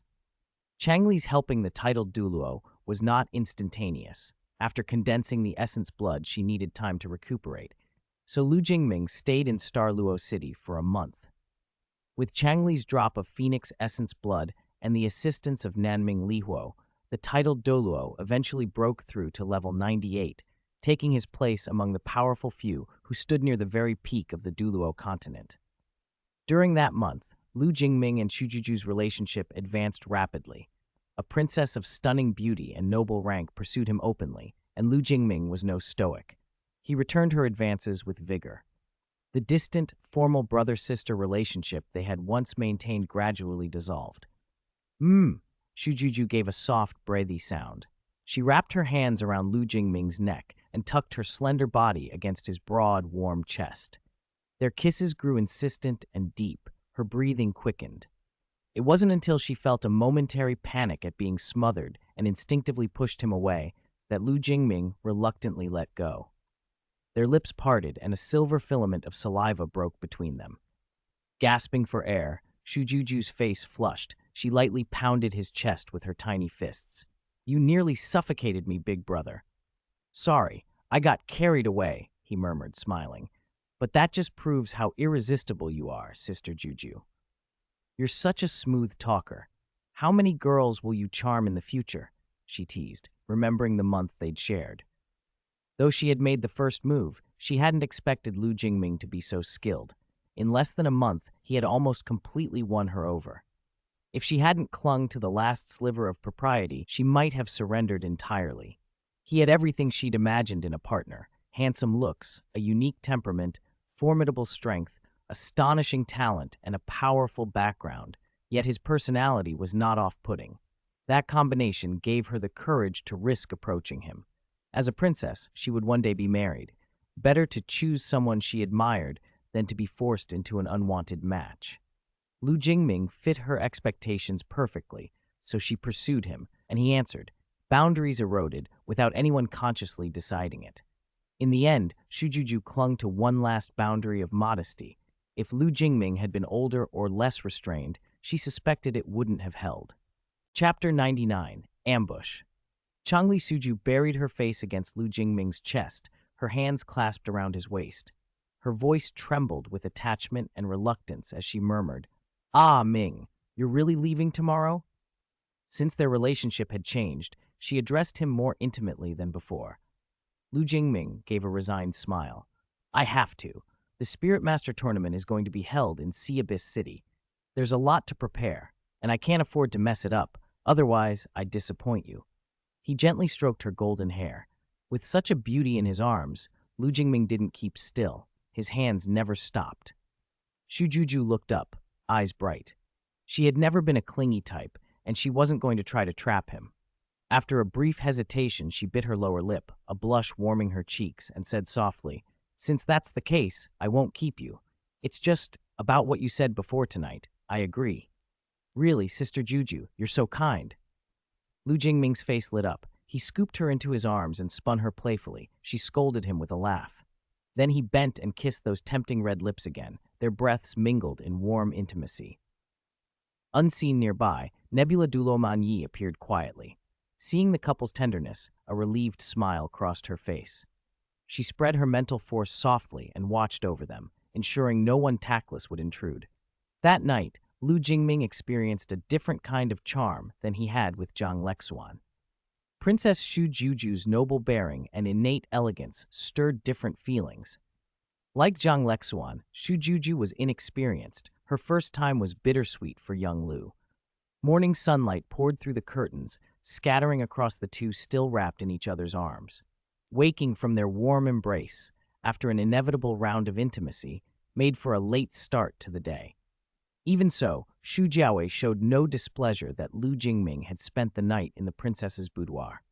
On the contrary, when he saw Lu Jingming again, his smile grew warmer and his manner more affable. Changli's help to Sky Eagle Duo with his breakthrough, revealing her level 98 cultivation, had convinced Shu Jiawei that the tide was turning in their favor. The progress between Lu Jingming and Shu Juju reassured him. For years, the Sun Moon Empire had cast envious eyes on the Star-Crowned sect. The Star-Crowned lineage had weakened while the White Tiger Duke's line had risen. He had been exhausted by the struggles. Now, with Sea Abyss City taking a clear stance, he could relax. If Lu Jingming harbored ambitions for the throne, Shu Jiawei seemed content. The Star-Crowned line had a generational gap and few heirs. If their bloodline and spirit legacy were strong, supporting an empress would be possible. In the eyes of the great powers on the Douluo Continent, bloodline and spirit strength mattered far more than a family name. Besides, Shu Juju and Lu Jingming were deeply in love. If they had children, who would complain about supporting that royal bloodline?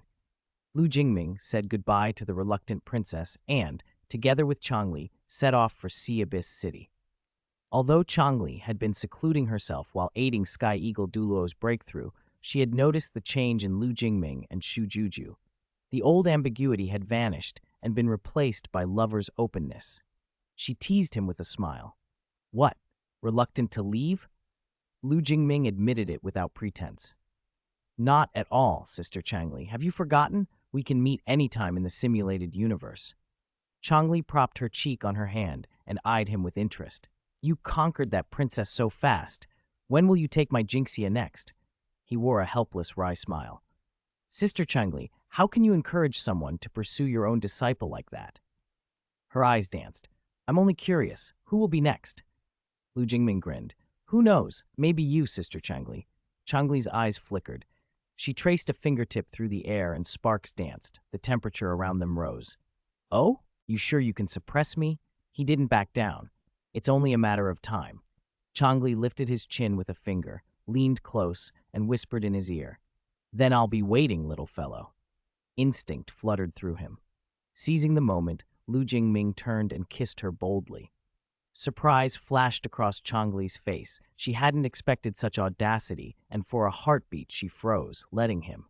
When he tried to press further, she snapped back, turned into a flash of fire, and stepped away. When she reappeared some distance off, she was laughing and touched her lips. Sister Changli, thanks for the treat. Lu Jingming licked his lips in a mock challenge. She only smiled, not angry but entertained. Interesting, very daring. That was your reward. Next time won't be so easy. Lu Jingming knew he could get away with this because Changli was fond of him. With any other unfamiliar, titled Douluo, he wouldn't have dared. He also knew truly winning Changli over would take time. She wasn't someone to be conquered overnight. Despite the bold moment, their relationship soon returned to its comfortable, teasing rhythm. Sea Abyss City was already bustling with preparations for the upcoming 2024 All-Continent Advanced Spirit Master Academy Soul Fighting Tournament. Commoners, nobles, and merchants threw themselves into the work. Everyone who stayed in the city now was pragmatic. This was a once-in-a-lifetime chance. The tournament would bring enormous opportunity, and everyone wanted a piece of it. On Lu Jingming's return, he casually waved and invested hundreds of millions of gold. Qiqing was immediately tasked with overseeing construction of a supersized arena to hold hundreds of thousands of spectators. The Jinwu Guard mobilized and began recruiting citizens to form a new city guard force for maintaining order. Conservative estimates expected the tournament to draw over 1 million tourists. The existing forces could not cope alone. The plan called for expanding the city guard to at least 10,000. Construction was in full swing across Sea Abyss City. Hotels, inns, restaurants sprang up in anticipation. With a year until the opening, the city's advanced spirit tool technology would be more than capable of finishing everything on time. Despite the city's bustle, Lu Jingming led a leisurely life. Days were spent at St. Freya Academy, listening to robins, feeding fireflies, playing and laughing with March 7th, easily besting Guyue, discussing Xiadi's newest novel, or making steamed buns with Jingxia in the kitchen. Nights were sometimes spent slipping into Zhang Lexuan's bed and falling asleep holding her. It was a simple, unadorned life befitting a hands-off manager. He teased the little fox curled in his arms. Without his continuous true force, how long it would take for Yai Miko to return to her graceful original form was uncertain, but true force was scarce, and he preferred the little fox's lively charm. So he let her stay. In fox form, Miko lived wildly carefree, indulging in delicious offerings, especially fried tofu, and received adoration from everyone at St. Freya Academy and across Sea Abyss City. Shops made statues of the little fox and displayed them proudly. Wherever she went, she was showered with treats. One lazy afternoon, Lu Jingming reclined on a sofa and idly flipped through Xiadi's latest novel. Sunlight filtered through thin curtains, casting a sleepy pattern across the room. Suddenly, his brow furrowed. He'd sensed something. A simulated universe notification flickered on. Someone had encountered his virtual data body again. Encounters like this weren't rare. Millions used the simulated universe, and the database was vast. Sometimes his main body would log in and play. Other times he ignored it and let the virtual avatar act. This time he meant to ignore it. Reading Xiadi's novel was more appealing, until he noticed the encounter came not from his world's simulated universe, but from a parallel world. Lu Jingming clicked his tongue in admiration. Herta's tech had become even more sophisticated. She could transmit simulated universe information across dimensions. No wonder she was called a pure beauty emissary and a genius. He'd long been interested in the parallel world anchored by Qianji Yichen. This indirect contact through the simulated universe was too tempting to pass up. Parallel world, Douluo Continent. Soto City in the Balak Kingdom was bathed in a golden afterglow. In a remote village, Shrek Academy's training ground held a grave, focused air. A middle-aged man with a crew cut stood before 7 young students, his face stern but his eyes bright with expectation. He was Yu Shaogang, the Grandmaster famed across the Spirit Master world for proposing the 10 core competencies of spirits. "You've all trained exceptionally well," his deep voice carried across the field. "Now it's time to test the results." He turned his gaze to the delicate pink-haired girl among them. "Rongrong, bring them out." Ning Rongrong stepped forward gracefully. With a sweep of her hand over her storage spirit tool, 7 intricately shaped simulated universe loggers materialized in her palm. They glowed faintly, clearly no ordinary items. Pride shone on Ning Rongrong's face as she handed them to Tang San and the others. "These are rare spirit tools that let you enter an illusory world. Even in the 7 treasure glazed tile school, we don't have many of them." Her words carried weight. Simulated universe loggers had become hot commodities across the Douluo Continent. Forces vied to collect them. The fact she could produce 7 at once spoke to the 7 treasure glazed tile school's deep resources and the favor she enjoyed. Illusory world? Tang San, Xiao Wu, Oscar, Ma Hongjun, Juju King, and the others stared at the devices, puzzled.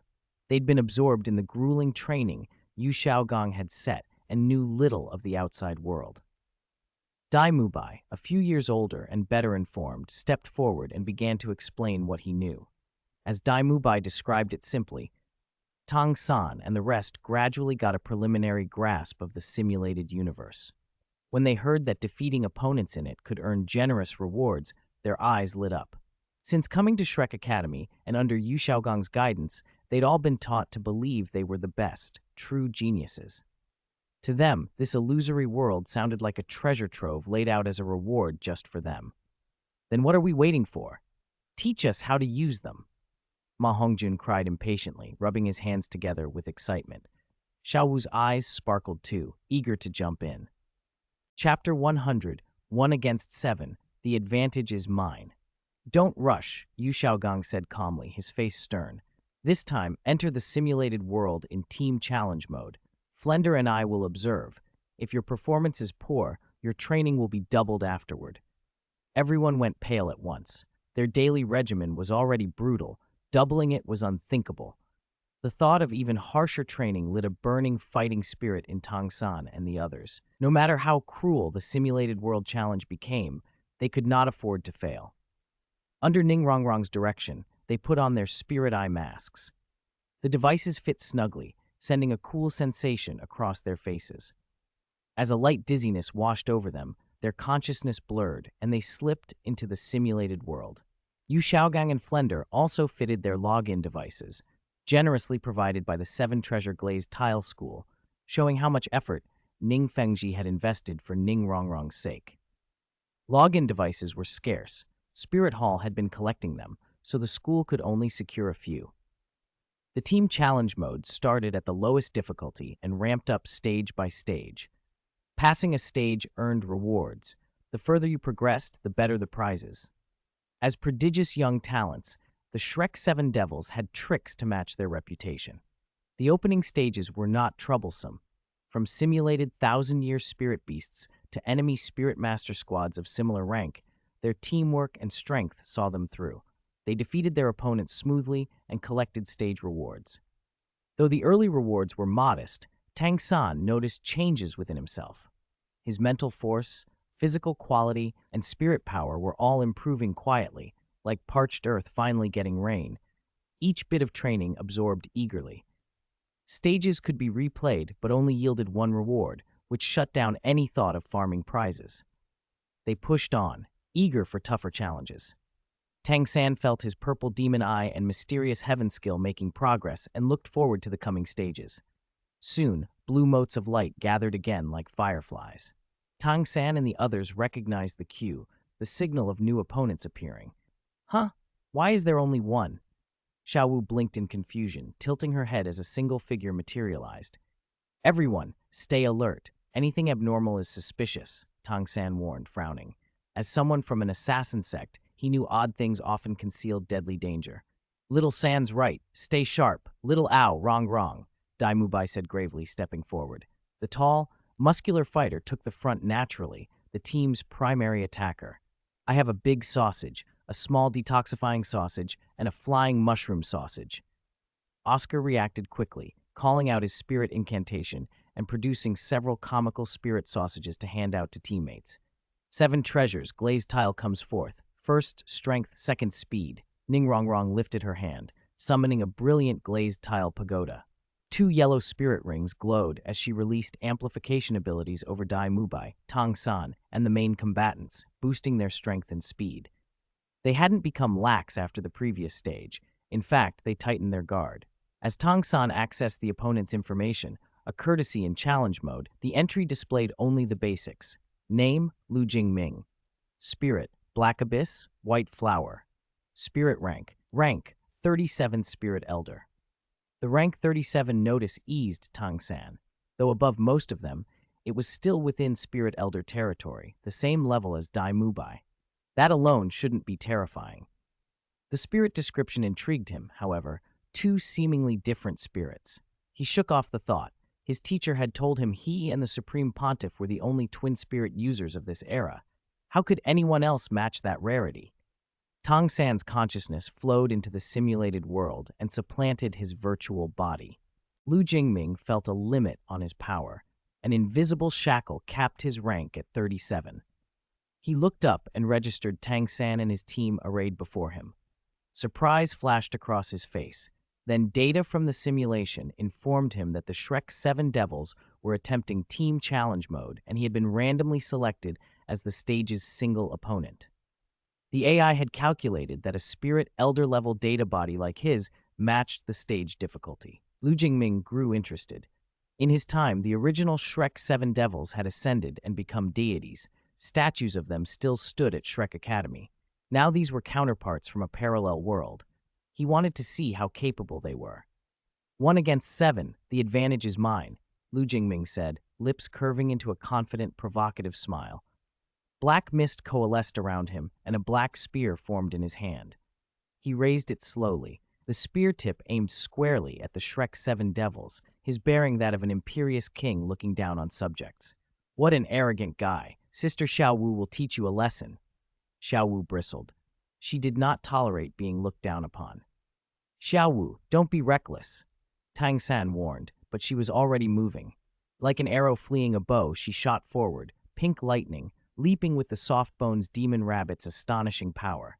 Her legs arced toward Lu Jingming's neck. She meant to entangle him and unleash her first spirit skill, waist bow.